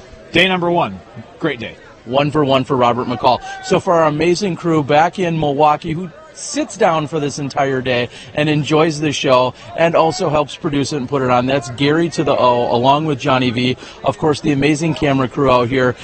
Rick Hushane, along with Chad Inman and Todd Dodge, who captured all of the women's footage. Steve Dodge, who then edits it together. Some of our previous co-commentators, Steve Dodge, Dana Majdanovich. For Robert McCall and Terry Miller, the disc golf guy, it's been an amazing day. We're looking forward to round 4, where we crown our champion tomorrow at the 2017 Vibram Open. We'll see you then. See you then.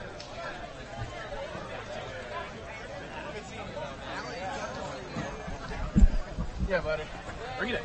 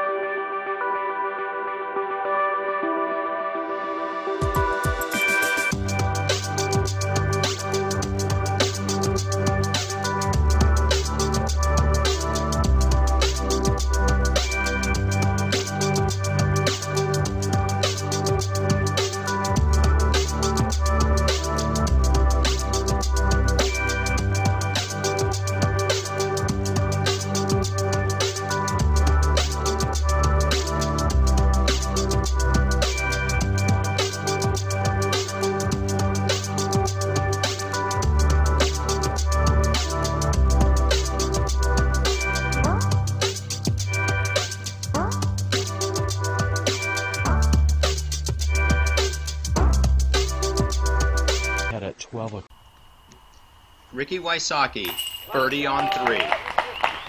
Ricky Wysocki, his drive on 4, pin high, flies by, keen wall save, call it a birdie. On hole 5, 10 feet short, call it a birdie. On hole 8, pin high, 15 feet right, that's a birdie. Hole 13, hole 13, look at that thing, hold the line, come a little right disc, a beautiful shot, that is a birdie. Hole 14, birdie! Well done, Ricky Wysocki! Hole 15. Straight as a string right through the thin gap. That's a birdie! Hole 16. Watch this shot. That is your current leader in the clubhouse.